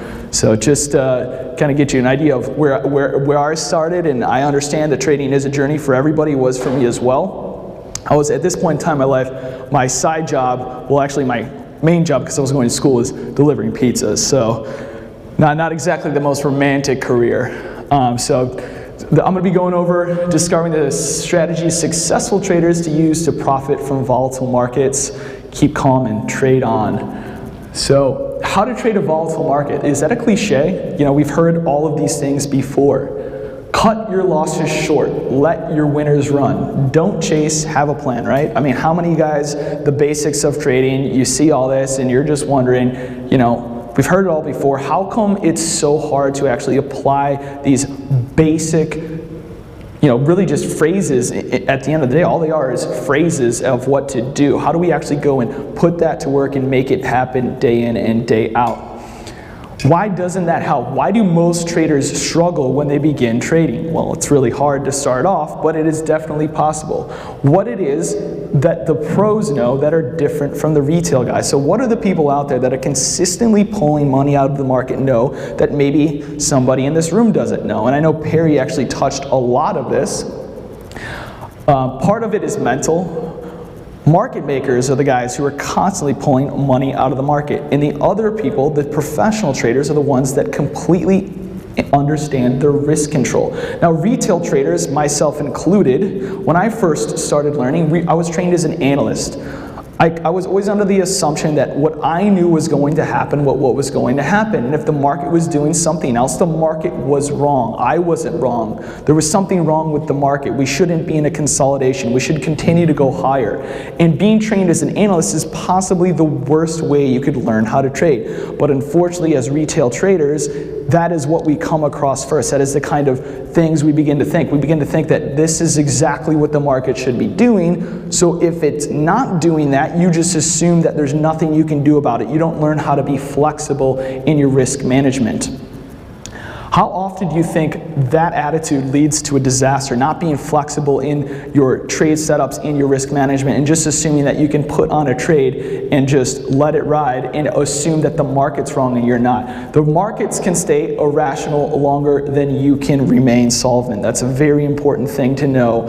And when you begin trading, and I still remember this mindset I had where, especially the first big breakout, one of the biggest breakouts I ever saw was the markets in 2013. So this is going back over 4 years ago. But I could tell you many traders I know, many of them a lot older than me, still had that perma-bear disease. And maybe a couple of you out there are self-admittedly perma-bears, but people that always think the market is going down.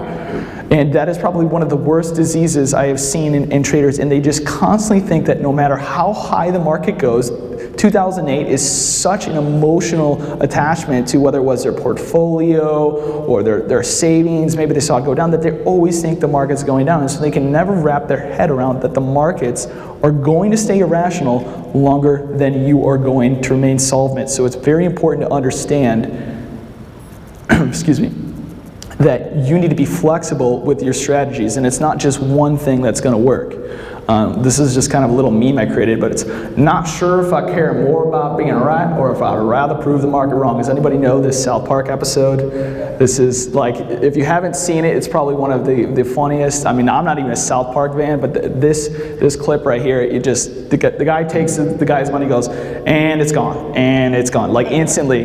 He's just he's like puts it in a money market mutual fund. He's like, what happened to my money? He's like, it's gone. But I mean, that's what can happen in trading if you don't know what you're doing. I have many traders who come to me, and I have an email that I got from a guy, and he was like, hey, I've funded an account with $7,000 last week. I just wanted to make $500 a week.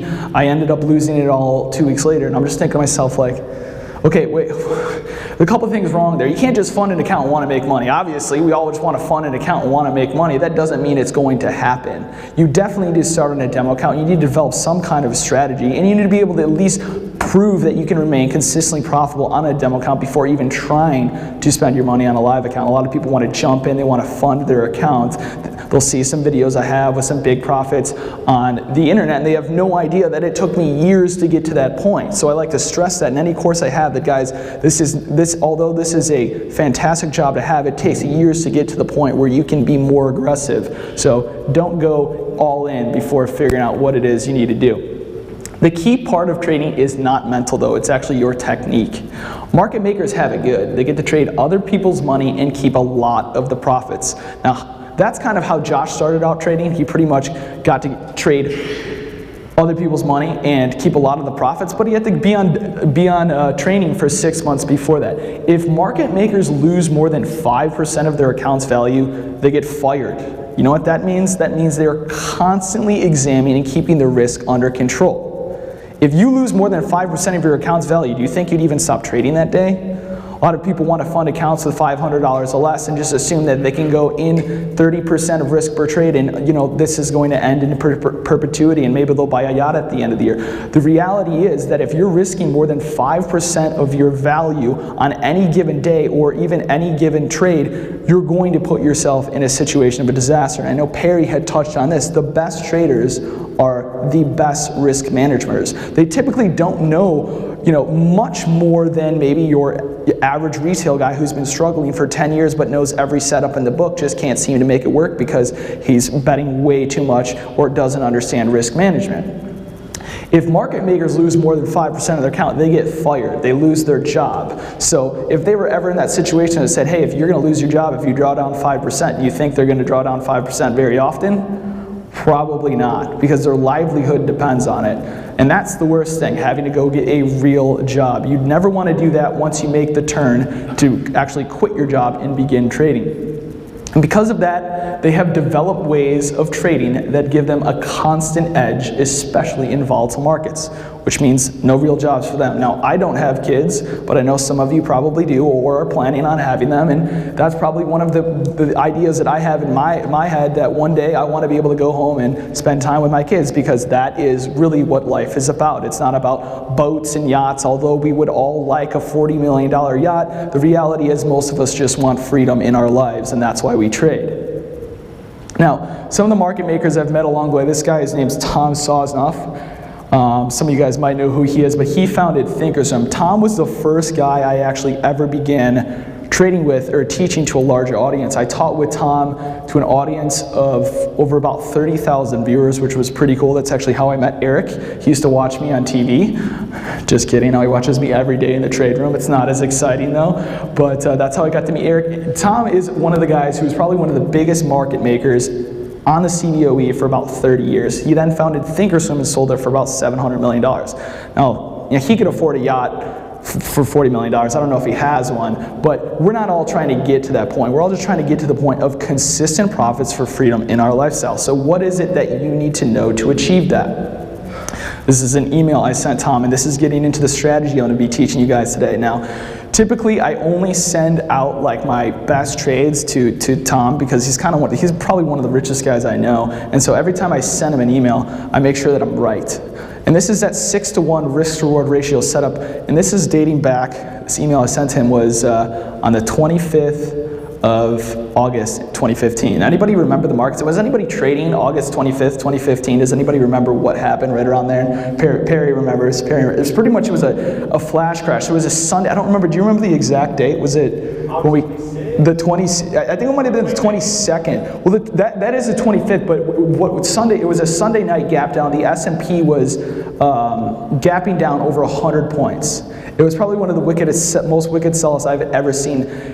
You know, we went into the previous Friday. It was a pretty ugly Friday, and before the markets had even opened on Monday morning, we were limit down. It was pretty scary. It was one of those situations where you have people who are not interested in the markets call you and say, what the hell's going on? Excuse my French, I forgot there's a kid in here.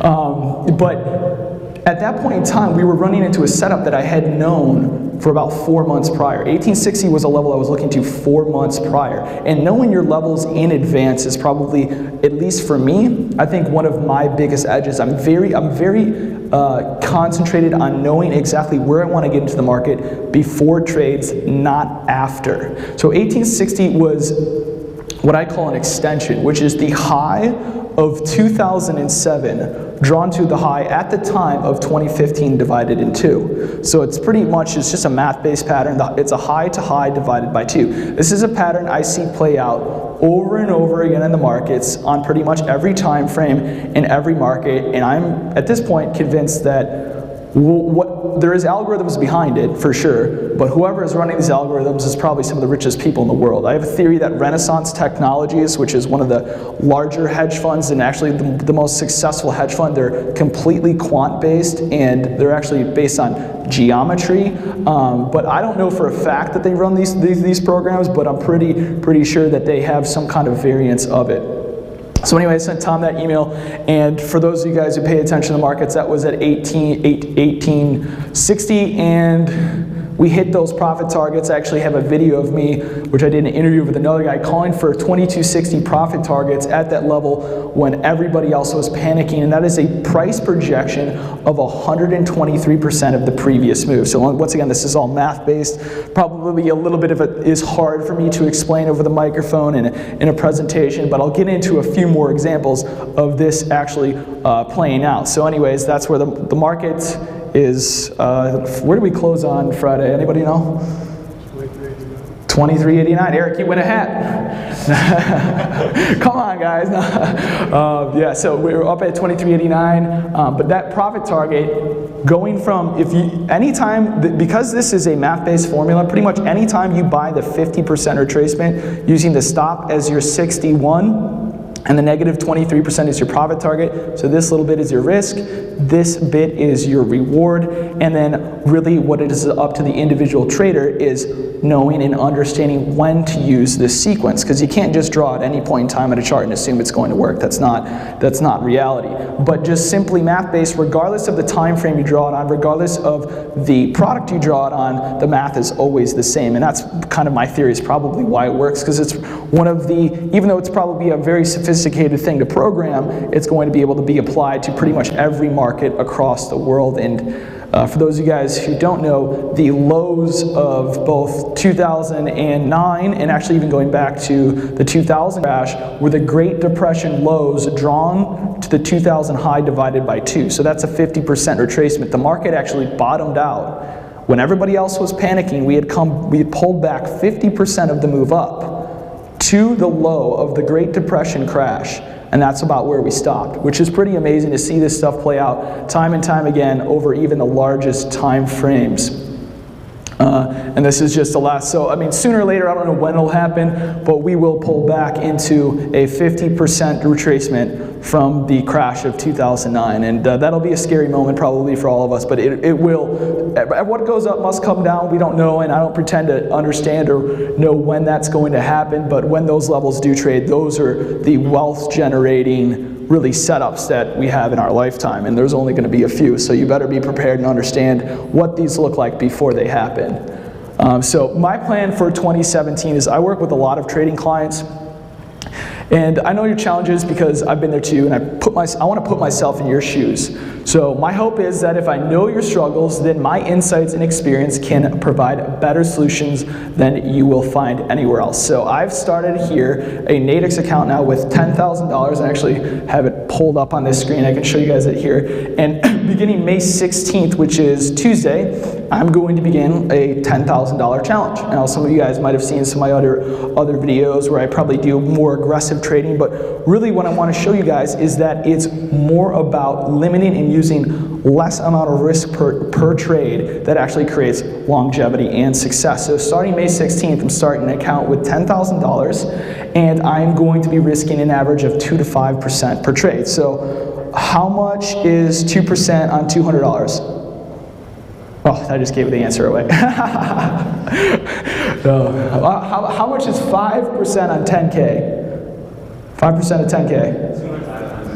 500, all right, so risking $200 to $500 per trade when I first start out, which is still a highly, I mean, that is, some people would think, okay, 2 to 5%, that's not a big percent. That's a lot of risk per trade, actually. Perry was talking about when you start scaling up to $100,000, $500,000 accounts and above, you're risking 1 to even 0.5% per trade. And if you think about, there is traders that take concentrated bets at the higher level, guys like George Soros, Paul Tudor Jones, but for the most part, most of their trades, they're looking for base hits because nobody really knows under which trades are we actually going to end up crushing it on. And if you think you're going to crush it on every trade, you're going to get crushed yourself. So by reducing the risk per trade, and this is still an aggressive amount of risk per trade, and I'm probably going to be looking at anywhere from 5 to, I would guess, 12 trades a week in more active markets, but that's about 1 trade per day which, you know, to some, that's not a lot, that's not very active trading, but there's active analysis involved in that. 1 per trade per day doesn't mean you're sitting around all day. It means you're predetermining probably 5 trades and you're taking the best one. So this is a challenge I'm starting here on Tuesday, so we'll see how it goes. This and putting this out there before I do it makes it even harder because everyone's going to be able to watch me, so I'm going to be giving out my trades in advance and letting people know why I'm taking them, etc. And the goal for me is to grow this account to $50,000 by the end of the year. Now, I'm thinking I'll be able to do at least 20% in the first month. Now, 50K, in order to get to 50K, there's going to have to be a lot of what I call high probability opportunities in time where I'm able to actually increase the amount of risk per trade, which we'll get into in a little bit. But I'm only going to be using 2 to 5%, which is conservative, I think, for a $10,000 account. Now, that might be really high for some people, and honestly, if I go on a string of losers, I'm probably going to have to bring that down to 1% or below, but the idea is to avoid the losers and stick with the winners, at the same time risking an amount and a percent where I can actually, if I can turn this into $50,000, that just goes to prove that I can pretty much make a living off 10 grand trading. And that's the theory that I'm going to be proving here in 2017. So, what can happen when the market is volatile if you have the right tools? And I am blind because I stare at a trading screen all day and don't have my glasses on me, but your only job as a trader is to create an equity curve that goes from the lower left to the upper right, okay? And it's not always that smooth. The idea is here with this account, what I'm trying to do is take constant base hits, trades that I'm looking for, you know, maybe you gotta pay, you know, gotta go to the grocery store, you know, $20 here, go to dinner, etc. And then at certain opportunities, like the setup I'm gonna be teaching you guys tonight, I'm risking a higher percentage of my account to potentially jump my account up to wealth generating levels. So we're going to be going through base hits, and then when the market presents itself, and only when it presents itself, because there's a very specific set of circumstances I'm looking for to increase my risk per trade. I'm going to be going over that setup here today, but that is when I'm looking to then go ahead and jump my account. So high probability opportunities of time. What are they? How do you define them? And how do you trade them? When do you wait for them, etc.? The steps are, first you need daily momentum confirmation. You want a market that's moving. If a market isn't consolidating and you're the genius trying to pick when it's going to break out, let me tell you, you can write this down right now. Don't try to predict a breakout, wait for it to happen and buy the pullback, okay? That's much, much easier than sitting in a consolidation assuming that you're gonna be the guy who's gonna be able to pick the day that we break out. Nobody truly knows that. Now there's certain clues you can look for before a consolidation moves one direction or the other, but if you are trying to trade a consolidation and using breakout strategies, you're going to get smoked. That's just not going to happen. So we're going to be looking for trades where the freight train has left the building. It's started to move. Then we're going to be looking for intraday triggers based on math setups. This Fibonacci ratio I'm going to be going over here in a little bit. This can be done with mobile phones and alerts. We send out a lot of pictures of charts of what this exactly should look like. And then one thing you always want to do, and every time I'm taking a trade, especially if I'm increasing my risk on that individual trade, is multiple time frame analysis. You cannot just look at a 5-minute chart and assume that that is all the information you need to know. You need to know what the daily chart looks like, what the weekly chart looks like, and what the hourly chart looks like. I typically like to trade when every time frame is moving in the same direction. Up on the week, up on the day, up on the hourly. So what that's telling me is that we have time continuation. Everybody's in agreement, which is a good place to be. Momentum's to one side of the bias or the other. And then you have to buy the right option at the right price with the right expiration. And that's kind of when things get tricky. How do you know what option to buy, what price to buy it at, and with what expiration? And that takes a little bit of practice. Then you manage that trade according to math-based targets that I'll go over here in a bit. And you also need to use stop losses that are predetermined and entered in advance. If your stops and targets aren't known in advance, you're going to have a hard time managing that trade when it goes against you, especially if your stops aren't known in advance. You get in a trade, you're going to go from a, I hope this works out, to a, I hope this goes back to where I bought it. You need to know when to get out of a trade, especially when increasing your risk on any individual situation. And then you repeat. So that's really the basics of how I look for these high probability opportunities in time. Now, I'm going to give you some steps that I really wasn't planning on teaching here today because it can be overwhelming to new traders, but I have a lot of videos on this. I want to show you guys the MLT Fibonacci sequence, how to find it, where to draw it, and what trades to take it on. So we're going to be looking first at the S&P 500. I'm actually going to bring in some live charts here, so I'm not going to be able to look at the crowd because I got to look at my computer.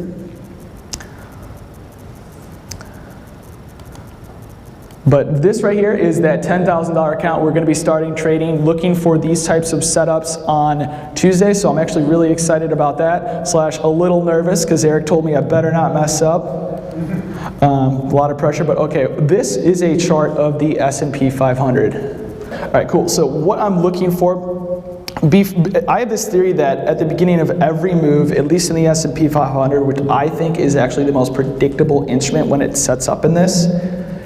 All right, try this again. So every move in the S&P 500 to the up or downside typically starts with a very accurate 50% retracement. We can see that we have that right here. We will usually, this is a type of market where we're consolidating, we're consolidating, we're consolidating. There's really a lot more random patterns than what I typically like to trade. But as soon as I see a low to a high, hold a 50% retracement, and that is this blue line right here. You see how it literally just touches that level and then skyrockets, okay? To me, and you see that is what I call a MIT order, which is a market if touched order. These, and this is all my theory, I don't have like a rule book, I read this, but I've seen it so many times over and over again. But there is major computer programs run by hedge funds, mutual funds, etc. that will hit these levels with market if touched orders, meaning if a certain level is touched, they just buy as much as the market will give them because they're not going to sit around waiting for $100 million to get filled at a certain price because they'll never actually get filled at that price. So what you will see is you will see price rejection on immediate touches of these levels. When you see this, the market for me becomes very predictable because you know exactly what the big money players are doing. The next move in this sequence is what I call a high to high extension, and that is actually taking the high of the previous move we break out of. In this, if you miss this move, that's fine. What you're looking for is the second wave. The freight train has now left the building. We gapped up Sunday night, and that was on a French election, so this is just the other week. This isn't, a while ago. We gapped up on the French elections, and I think there was some tax cuts. Whatever the news is, it doesn't matter. It moves the markets. It gives us opportunities to get into trades. From there, that high to high then pulls back into a 50% retracement. Typically every trader, and some of you guys in here have probably heard of a 50% retracement, right? We've all heard of Fibonacci's if you've been around. It's a natural occurring pattern that can be found everywhere in nature, etc. But from there, what you want to look for as a trader is the actual high to high sequence. And you can see this in the evidence of it based on how quickly we move off these levels. You see we go directly into that 50% retracement and then up into that green target. That green target is what's called a negative 23% profit target. After the completion of that green target, you're just looking for that same trade to occur again. Take that same anchor, draw it to the new high. You buy the 50% retracement, okay, and that's where I'm looking for these high probability opportunities in time. Now, this isn't something that's going to occur every day, but when it does occur, I know I can take a larger risk of percentage of my portfolio. If I were just to take this, my risk is just at the 61.8, so that is my stop, and my target is at the negative 23, and you can even use the negative 61.8% profit target. If you use your stop at the 61.8 and your target at the negative 61, that's an 11 to 1 risk to reward ratio. You can be wrong 9 times in a row, hit the 10th trade and be up on your account. If you run it to the negative 23% profit target, it's a 6 to 1 risk to reward ratio. After these trades complete into their profit targets, what you will see is what's called the same anchor new high. We trade off that same high, drawn to high, and like I said, these are just computer programs buying this stuff. I mean, I didn't make it up, but I've seen it work so many times that I've begun able to identify this working over and over again. We first pulled back in a front run of this which actually was Sunday night, but it was front run by 1 point, which is typically something you'll see on these major buy levels. As they work over and over again, traders will get more and more aggressive because the ones who have their eyes trained understand how this price action works. Reality is most people have no idea this even exists, but I'm showing you guys here today. From there, we then filled it again on Wednesday, and then we had that final touch. You see how this bar just touches and closes right where it opened? That range, let me look at, that's an 8-point range. So we had dropped probably around 6 or 7 points, touched that level to the tick, and immediately ripped back up to where the candlestick had opened. That's not a coincidence. These are market if touch orders by some of the largest hedge funds, mutual funds, you name them. There's traders who understand this sequence and trade it over and over and over again.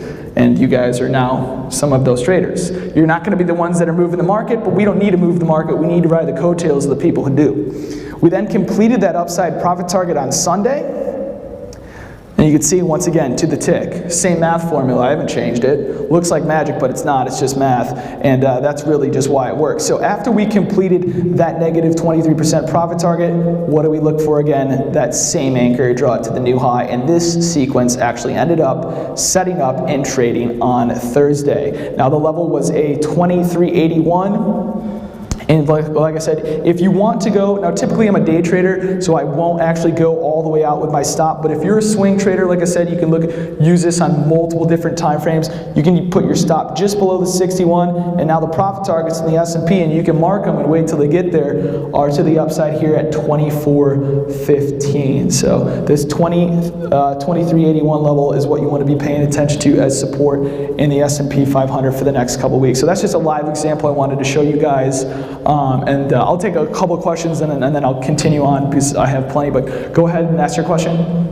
The anchor that you start with, how did you determine that, and you don't move it until what? Okay, the question is the anchor that you start with, how did you determine it and when do you move it?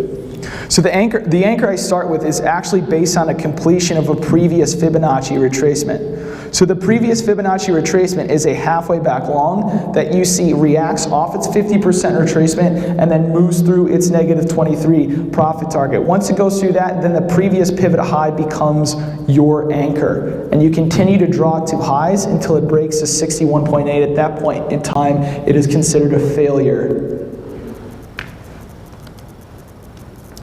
So that was pretty much just a live example. I want to show you guys something that's been a pattern. I think that's one of the most repeatable identifiable patterns just because there is, I don't know who they are, but I know they're trading it because as you can see how accurate the retracements pull off. And you'll see that over and over again. And I do think the S&P 500 reacts to it most. Now I'm going to give a couple examples in different instruments. I'll take your question, Terrence. How do you know when to stay out and when to actually use it? Because I mean the last 2 weeks of ES is just terrible. The last 2 weeks intraday in the ES have been terrible and choppy. However, those high probability opportunities in time, which that was about, I think it was 3 or 4 examples over the last, were all incredible trades. So really the idea is only taking the best trade setups because everything intraday that you're looking at, those smaller draws, those are a waste of time. So moving out to more products and being okay with the fact that you might only get 2 trades a week that are worth your money, that's you got to be very careful. Is this trade worth my money? You know, are you just like trades are kind of like relationships. Are you going to invest your time and money into that trade? Not every trade is worth your time and money. Okay, so it's really understanding which ones, especially on the higher time frame, the higher the time frame, the more accurate you're going to get. Everything intraday, there's not as many traders looking at it. A sequence that's worked multiple times, the more times it works, the more likely you're going to have a reaction on that next time until it eventually breaks. And keep using the same sequence until it breaks. When it does, then you look for a new opportunity to begin and start. But you're only going to get that kind of setup when we do start moving. When it's not moving, you just have to know better enough to not trade it.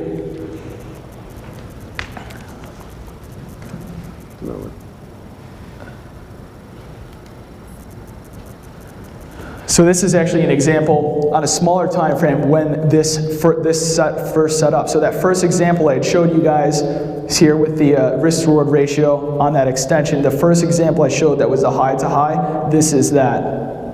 You see the stop is actually 2 points. The target is 14 here. 2 point stop. 14-point profit target. That's a trade setup I want to take all day. And if it doesn't look like that, it's not worth my time. It's not worth my money. And not to say that I don't take trades. Not every trade is going to be this juicy, but understanding, being able to identify ones that work this well, that's when you want to be taking the risk. And if you don't have, if you don't have the ability to trade every day, because I'll take trades for 2 points every day, they are nowhere near as good as these trades. If you were to only focus, and this is what I told Josh, you only have one setup to look for, and everything else is garbage. You don't need it. Don't trade it. Don't look for it. You have to focus on this. And that's what actually allowed him. He was trading in a market that just so happened to be, this was like during the European crisis and the euro. This pattern was working incredible in the euro at the time. Same setup all the way to the negative 61.8% profit target, just looking at a smaller time frame here. And then this is actually in the USD CAD. This is in the, so once again, currencies for those of you guys who work during the day, you want to focus on currencies at night. And this is using pips instead of ticks or points here. Same setup here, I think this is gold. Yep, GC. So 6 tick stop, 29 tick profit target to the 6-to-1. Now there's a couple of different ways this sets up. Like I said, different time frames are going to occur, and really once you learn this pattern and strategy, you'll be able to identify it on smaller time frames. A lot of times, this is what I call an engulfing leg start extension, which is a little bit of a different pattern than the one I showed you in the S&P. This is going to happen on an intraday basis. Typically what you have is a small move down, and then a reversal. Once this reversal happens and takes out that previous high, typically most traders are, they're patient, they're waiting for the pullback. They're taking that low and drawing it to the high and waiting for that 50% retracement. They're not gonna get it. They're not gonna get it because the move is so aggressive. Only the traders that understand and know to draw from a high to a high, they get their 50% retracement pullback and are able to run it into their profit targets, while everybody else is sitting down here with an order, they never get filled.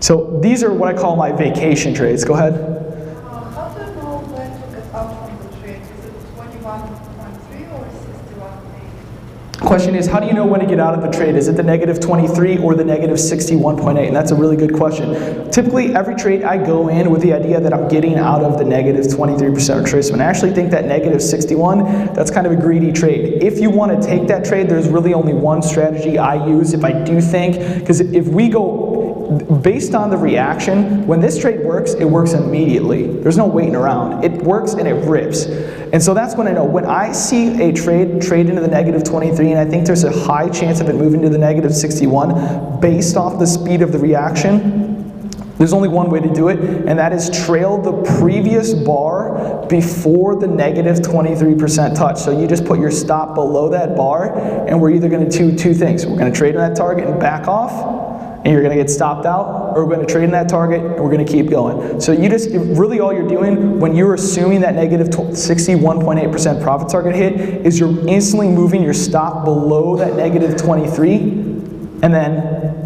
that's the bar of risk you're having on that trade. If it doesn't go through, whatever, you get stopped out, you didn't take the profit target, we came back down, maybe you lose a couple of points, but that's really the only way to manage it. A lot of traders think that I might know when we're gonna hit the negative 61. The truth is I have no idea. I don't know when we're gonna hit. I can have an idea, I can have an assumption, but you're not gonna actually know that it's gonna hit the negative 61. The only thing you can do is be flexible in your trade management, which is, at this point in time when the trade gets to that negative 23% profit target, you are then, your risk goes from wherever your stop is to trailing it extremely tightly, and then, look at this as almost a completely separate different trade, because now your risk is below this bar and your profit target's at that negative 61.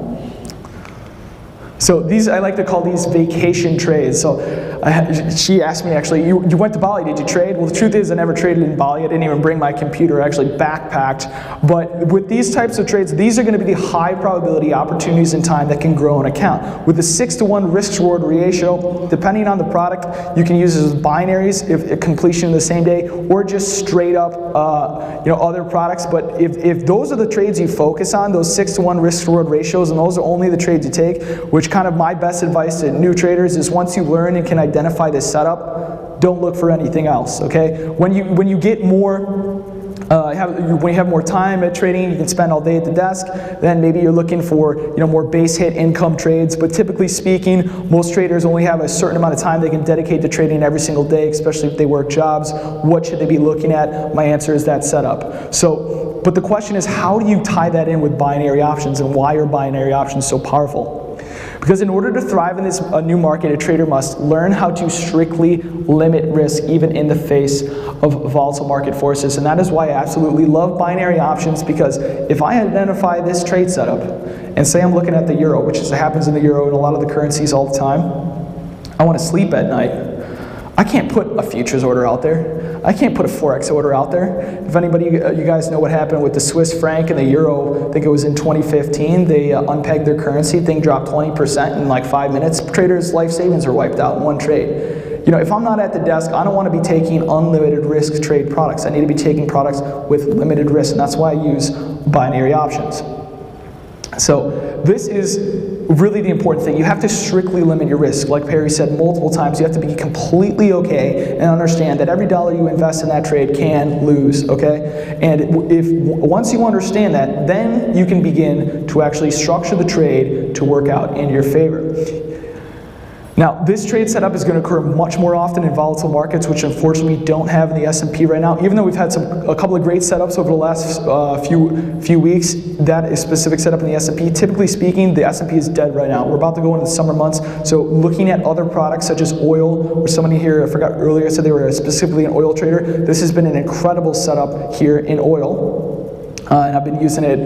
I was filled high of the day. I think it was Wednesday in oil, which was pretty amazing. That never happens. But these setups are going to be the ones that are going to provide you those high probability opportunities at times. So the idea is to learn how to grow a smaller account fast by correctly managing those trades for maximum income. Because you can't just assume that you're just going to grow your account because you want to grow your account, right? There's much more to it than that. The secret is limited risk with high reward trades only, not getting caught up in the very small targets. Don't look at those trades. It's not worth your risk. It's not worth your time. Identify these setups in advance and then use a perfect timing method by only sticking with markets that are moving. Markets that aren't moving are not going to be good to trade. Understanding what a market looks like when it moves, how it should behave when it moves, and focusing on that product is going to, how you're going to get the most value out of your time. Because if you got, it's like with the stocks, that's why I love binary options, futures, we're looking at maybe 15 products a day, and that's a lot. If you're looking at stocks, you're looking at 2,000 stocks a day. How do you know which one to trade? How do you know which one to trade? If you're watching 15 markets a day, it'll take me, I can go through 15 different markets. Honestly, if I analyze them all on probably 2 to 3 different time frames, it'll take me about 30 minutes a day, which I think is really all you need to analyze all of the markets. As long as you're putting on limited risk trades, you can analyze 15 different markets in 30 minutes and know exactly which ones you need to trade. You narrow it down to 3 or 4, place trades in those markets and go from there. And that's how I'm going to be doing this account challenge, is I'm starting with 15 different markets. It's going to take me about 30 minutes to analyze them all, pick my trades, break it down to 5 markets and focus on those during that day. Some days it's the JPY pairs, other days it's the Great Britain pound. So it's about where is the money moving, that's where the opportunity is going to be. And all of that equals your freedom, or maybe a yacht. If you get a yacht, you got to call me back and invite me. That's all I'm cracking up over here. That's all I ask. But my goal is that no matter how volatile the markets get in 2017, you are going to have the skills and confidence to make a consistent living from your trading and investment accounts. So that's my goal for my traders that work under me. Now, while consistent base hits are good, the thing is I also want you to be able to pinpoint those high probability opportunities in time that I'm talking about right here. You trying to mess with me, bud? Okay, and where if you choose, it is okay to make a larger bet with limited risk and then possibly take your account to the next level. So that's the whole idea with this challenge that I'm going to be doing. And I want another trader to come to me and say I'm backed. Or another trader like Terrence over there emailed me and said he quit his job. So that was also pretty cool. So I love that stuff. And then my question, how many here are new to actually trading binary options? Okay, so we do have a couple of brand new traders. Never traded them, just started trading them, all over the place. Okay, cool. So the best way to play these markets, another big move setting up in my opinion, is binary options. And usually by this point, people have never heard of binary options, which at least you guys have heard of them, so I don't think there's anybody in here except for the 3-year-old child that probably has never heard of binary options. So how would I explain it to my friends? A binary option is a way to trade a futures contract or Forex pair for a fraction of the cost, which really allows traders with smaller accounts to get into trading with limited risk. Because if you want to trade a futures account, you're talking $5,000 minimums per contract on the S&P if you want to carry overnight. So that is really out of the realm for a lot of traders who begin with smaller accounts. And if you're going to control risk, you need to be able to have a product that you can actually get in on with smaller amounts of risk. If you're trading options and you're trading something like maybe Apple stock or Google, those options can be in excess of $300 per contract, and that is excessive risk, especially on smaller accounts. Not to mention, if you do want to trade some of the smaller contracts, how expensive the commissions add up. Being I know on most platforms, usually there's like a $7 ticket charge or maybe a $5 ticket charge plus a per option contract. So if you're trading a $50 option and you want to get in and out of just one contract because that's only the amount of risk you can afford on your account, which is totally fine because trading is about longevity. If you're eating in, to 20% just by execution and commission costs, that's not a product you can trade. So that's why I think binary options are one of the best products to trade these strategies on. And with that being said, somebody's about to win a really nice piece of hardware.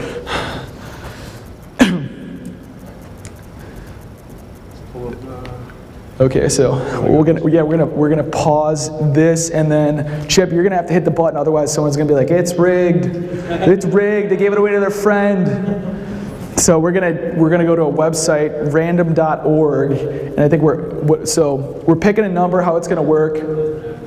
Here, Tristan, you want to get? Are you gonna do Instagram broadcasts?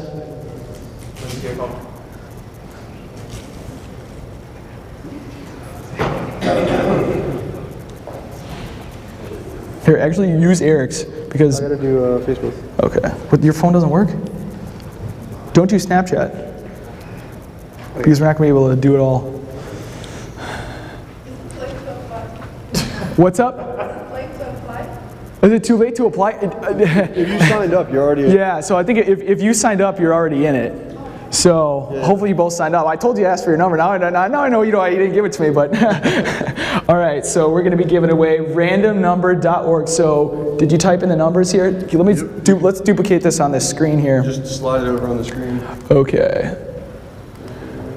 All right. So what we have here is our number of entrants. Eric, Tristan, are you up and running? Is he going? Well, I don't know. You tell me. All right. No, you're not running, or whatever. Too bad.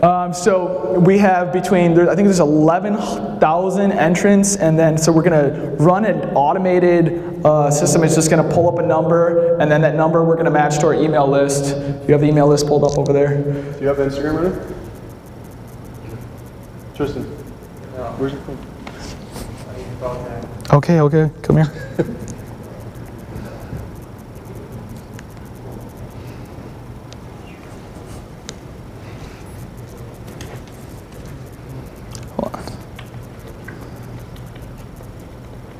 So we got Chip here from Nadex.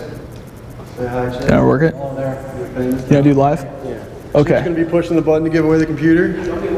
All right, so you just gotta hit that one right there. So we're gonna hit the generate button. Generate, it's gonna generate a number, and then that number we're gonna match to the email list. And hopefully somebody left their number so we can call them. Let's give it 30 seconds. 30 seconds. All right. 30 seconds, we're gonna count down, and then somebody's gonna, hopefully somebody in here. That would be crazy. I don't know what the odds are on that. Oh, you're not getting a mouse? It's at the top. You can probably not see, yep, there it is, so yeah. Random.org. Give it away the Shout out. All right, so are we ready to give it away? Lucky number. Just click a 3. Click a 3. Make it fun. Yeah, just go ahead and click it. Calculate.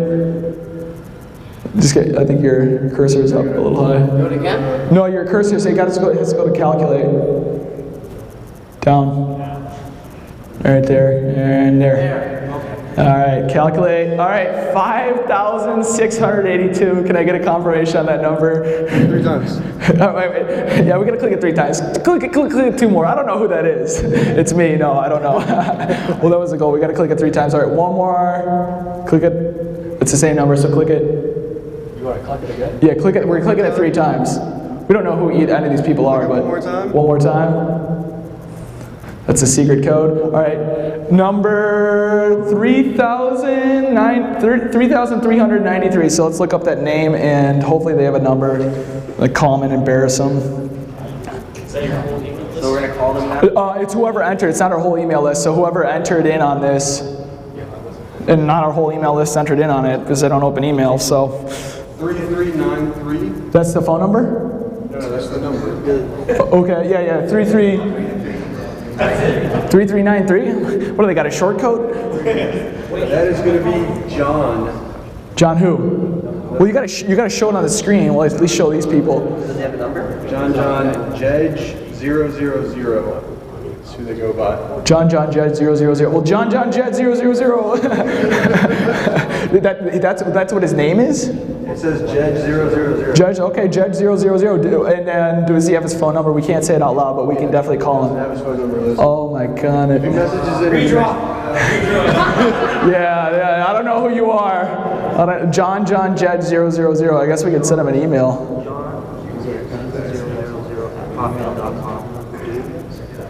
Hey, Jack, you said that you made a fake account. Is that your account? Yeah, no, that might be my account. Man, I was really hoping whoever it was had a phone number, but next time that's required. Yeah. Well, unfortunately, there's like all these like laws we had to follow because I wanted to do that, but like if we, it's like I wanted to do only numbers, but we couldn't. It was like against the law. Are you listening? Yeah, John J. What's the email? We're about to put your email. You're gonna get like a bunch of people. Hey, can I buy that off you? What is he winning? So do we got a picture of it somewhere? I think I got a picture of it. Oh, actually, no, not on this computer. So anyway, we built like a super sick looking PC. Yeah, Eric can show it. At least a picture of it. But we built pretty much an awesome looking PC. It's nicer than what I got, which I'm kind of mad to him because he built mine too, and then he built this one nicer. And so we built. Where is it? Like, oh yeah, I guess you can go to it online. But yeah, if you won, you can contact us from the email you won from. I don't want any random people emailing me claiming you're him. But let's see here. Oh, you probably took it down. No, I didn't take it down. I spelled it wrong. Oh, well, that wouldn't be why too. You can't see that part. People who haven't seen the computer want to look what it's like, so everybody here that's getting live streamed in. The name, what's the name again? John Judge? John Judge. John Judge. John Judge is the name. You bastard! Anyway, that's what we gave away right there. So it's 2 BenQ 22-inch monitors, and then that custom-built PC. We got a water cooler in it, and you get the mouse pad too. Nice bonus. All right, but I think that's it. I guess we'll email him, and I'll tell you what. If he doesn't get, what do we got to give him? 24 hours is the rule? I forget what it is. It's on the disclaimer page. All right, anyway, I think he's got like 24 or 48 hours to get back to us. So if that guy doesn't get back to us, because he only left his email, so if this guy doesn't check his email, and we go to spam a lot, so if this guy doesn't check his email, we will be redrawing in whatever the hours are. I don't know how many it is, but we have to give him, legally have to give him like a certain amount of time to get back to us. So if any of you know him, don't tell him, because he didn't leave his number, and we wanted to call him, but we will shoot him an email, and he got, I think it's 48 hours to respond, so something like that. If you are John Judge, you can also call us, 323-786-2575. Oh, dude, we're going to get so many calls. Why'd you just do that? We're going to get so many. I'm John Judge. John Jacob Pickles from Schmidt. No, that would, okay, well, okay, so I think that exciting part is over. Anyways, got to get back to the presentation for the people who came here and are looking to learn. So thank you guys for entering in, and we'll be doing it again, so don't lose hope. We will probably do it again, and this time I'm going to make Eric make sure the computer's not nicer than mine like he did with this one, because that was really expensive, but. Everyone say thank you to Ship. So like, my wife doesn't know I'm here. You want me to say thanks? Oh yeah, Chip. That's not a wrap up on my presentation, but yeah. Okay, so that's it. That's a wrap up on the giveaway. We just wanted to make sure we were on the right time. So email us and back to back to this. All right. That wasn't as exciting as I wanted it to be. Sorry. So high probability opportunities in time. What do they look like? So this is a trade I took, I think it was last year, but this was one of those rare setups you get with the market. This is back when the market was actually volatile. We don't have any volatility right now. This year looking at 20, 30 point ranges intraday, which is an awesome market to look for trade setups for, especially in binaries where you can get that 6-to-1 risk to reward ratio. So this is a trade I actually took where I risked about $600 and came out on top $3,400, which is that's a nice return on your investment. Average contract cost was just under 15 bucks. And understanding to take these types of trades is what actually grows an account. So typically you can hit base hits are going to be more of your common trades that you can take, you know, on a weekly basis and even on a daily basis. Those are going to be the ones that are going to pay the bills. You're not going to get rich. You shouldn't try getting rich off base hit trades either, but you should just actively trade to stay involved in the markets. Taking these trades without having the skill to identify a high probability opportunity in time is death by 1,000 cuts. So if you're always trying to swing for the fence, like Sammy Sosa and Mark McGwire, you'll end up crashing and burning. So you want to be more like Ichiro Suzuki and just focus on base hits. So that's what I like to tell people to understand. There is a huge difference between a high probability opportunity in time and opportunities that you're just looking for on a daily basis. So I've already gone over a little bit of this because I showed you guys a live presentation, but what does a high probability opportunity in time setup look like? It starts with the higher time frame. There is usually a liquidity date or event that's going on, something that begins moving the markets, whether it's news, etc. Now typically I don't think you can trade off news. Perry had talked about how there's really no edge on the fundamental side because we all get the same amount of information at once, but what it will do, it'll start a cascade of orders. People with billions of dollars to move can't do it in a day, so typically they have to spread out those orders over time, which leads to trends in the market.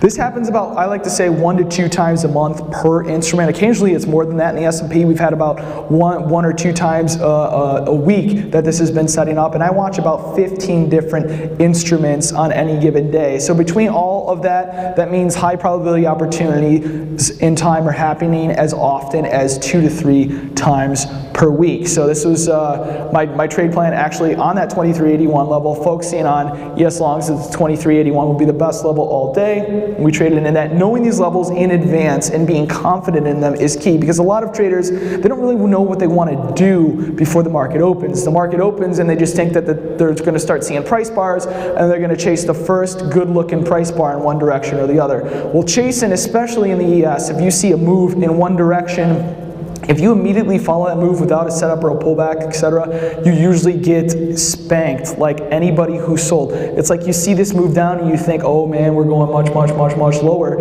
and you haven't predetermined an entry. If you zoom out, back on that multiple time frame analysis, you see that every time we came down to this level before, outside of the fact that it's a 50% retracement, we've been bought. All you see is these big red bars because you just got this on your screen, okay? That's not good. That's not good at all. So this is a Wednesday night text I sent out. This is that same setup I'm talking about, that the high probability opportunity in time. Now, I know these pictures are probably a little pixelated, but hopefully your eyes are better than mine because you haven't been trading as long as I have. But I recommend you get with some of those glasses that help you at the computer. I do have a pair of those now, but maybe it's too late to save my eyes. But this was a text I sent out on Wednesday night, and it was focusing on the USD CHF buy zone as well as the JPY. And then I highlight these little box areas. And what these box areas, they are a space between the 38.2 and the 50% retracement. Typically in currencies, which can be different than the S&P, you get reactions on both the 38.2 and the 50% retracement. So I sent out a text with the levels I was looking at on top of, you know, I like to show a little visual as well, otherwise people have no idea where I got these. So I like to do that, and then the next day we traded in at both those levels. We just ticked literally to the tick, that 50% retracement, and then we bounced back and forth. That was in the USD CHF, this is in the USD JPY, but you can see we bounce back and forth. And like I said, knowing these levels before they trade and then seeing the reaction to the tick makes you realize that, okay, maybe there's something here. It's not all as random as it ought to be. But the rest of the price action to me is random. Outside of just a very few specific levels, I think it's more randomness, and it's until that comes into the very specific point in time that I'm not interested in trading the market, because I don't feel like I have an edge worth putting my hard-earned money on the table. So trade management is really the key on all this, guys. With this setup for big trades, I'm expecting at least 100% return on my investment, especially when I am trading binary options. I'm not looking for 5%. If I'm risking 5% on a trade, I'm expecting to return 5% on my account. If I'm risking $500, I expect to at least make back $500, because I know if I'm wrong on that trade, I can lose that $500. So if I'm just expecting 20% on the $500 of risk I have, but when I'm wrong I can lose $500, that's a pretty bad mathematical situation to constantly be putting yourself in. So every one of these trades, I'm looking to at least make 100% return. That doesn't always happen, obviously. But when it gets there, I like to sell at least half my position, especially on weaker reactions. Typically, if you get an immediate reaction, immediate touch, and it goes right your way, we're not going to retest. But if we are dilly-dallying and spending a couple hours down there, I typically like to get out of at least half my trade at a 100% return on my option. And then I do this over and over again. It's just kind of like you look for these setups, you take them, and until that next one happens, you're not doing anything. So a lot of it is sitting on those hands and understanding that. The key is knowing how to time it, how to find it, and how to measure the potential intensity of the move. And that comes with time and understanding the rules behind the system. And knowing exactly when to cut your losses early when it's not working. And my tip of the day is the best trades are going to work in your favor within the first hour. And even if you look back at this example that I had, there was 2 setups I was looking at. Both of them ended up trading, but the difference here was this one worked immediately. And this one, although it worked, you could see it spent much more time consolidating. So the trade setups, and that is just the overall strength of the market. You're going to see an immediate touch, and I don't even know if you can see it because of that. The green is over, but we touched directly into that blue line and then ripped up. And then this time we touched back and forth, back and forth, back and forth, and finally continued. So the best trades are going to work out immediately in your favor. In addition to these bigger monster trades, or the trades I call my vacation trades, the wealth building trades, I found a new way to easily manage the ebbs and flows of everyday trades and generate cash. While these vacation trades increase your net worth, managing everyday trades correctly puts cash in your pocket each and every week, and that's really what we should be trying to do as traders. We really shouldn't be trying to hit only the big home run trades, because doing that puts you in a situation where you think every trade around the corner is the next grand slam. Don't forget, you're not Mark McGuire. The idea is to put consistent money in your pocket. These are trades where I am happy to make 30 to 50% return on any individual trade, and this is typically me entering with the idea that this trade is going to work out with more than 100% return, or at least that's the idea. But if it doesn't move my way immediately, I am more than happy than taking that position off. I also do use other products as well, but typically with options, I'm looking on my winning trades to make that. Now, this is what I call a trader's paycheck. This is what's going to get you up every day. This is what's going to, allow you to come to the desk. If you're just looking for those big home run trades, maybe they only happen a few times a week and you miss them, you're going to feel left on the table. So understanding and being able to manage these trades correctly is the key to trading. Base hits are going to pay the bills, okay? Small $500, $200 trades, depending on the risk of your account, they're going to pay things for like your car insurance. Maybe Johnny's got piano lessons, something like that. Getting in early, getting out early. The secret is to be able to anticipate the move, not react to it, to know the levels in advance before they trade, so you're confident in pulling the trigger at when they do. It's also important to control the emotions of fear and greed, which always causes people to do the wrong thing at the wrong time. Perry talked about when he did his worst trading days were when he was angry. Well, I try not to get too angry, but I would say my personal worst trading days are coming off of the previous day of a loss that was exceeding what I anticipated to do. So anytime I have a losing day, I like to take a breather. I like to take a day off, especially if I lose a few $1,000s, that'll piss me off in a day. And the next day, I have a higher probability of losing another few $1,000s because I'm trying to chase that money back. So understanding if you're coming off something that's taking you out of your emotional zone, staying away from that and eliminating those days is just as important as waiting for good trading setups, understanding your mental mindset, because you need to be calm, collected, premeditated, everything you need to be doing. Trading is a performance sport. There's really no other way to put it. And if you don't have a performance mindset on, you're not going to be in a good position to trade. So take the emotion out of it with early warning signals so you can get in early, get out early, and move on to the next easy trade. You need to be okay with your risk on every trade. So that's something you guys should remember. You need to be okay with your risk on every trade. If you're risking $500, be very comfortable knowing that you could possibly lose that $500. If you're not comfortable knowing that you could lose that $500, go to 50 and you'll feel much more comfortable in that trade. Without the ability to feel comfortable in a trade, understanding your risk, what you're going to be doing is you're not even able to properly manage the trade because you're not thinking logically, you're thinking emotionally.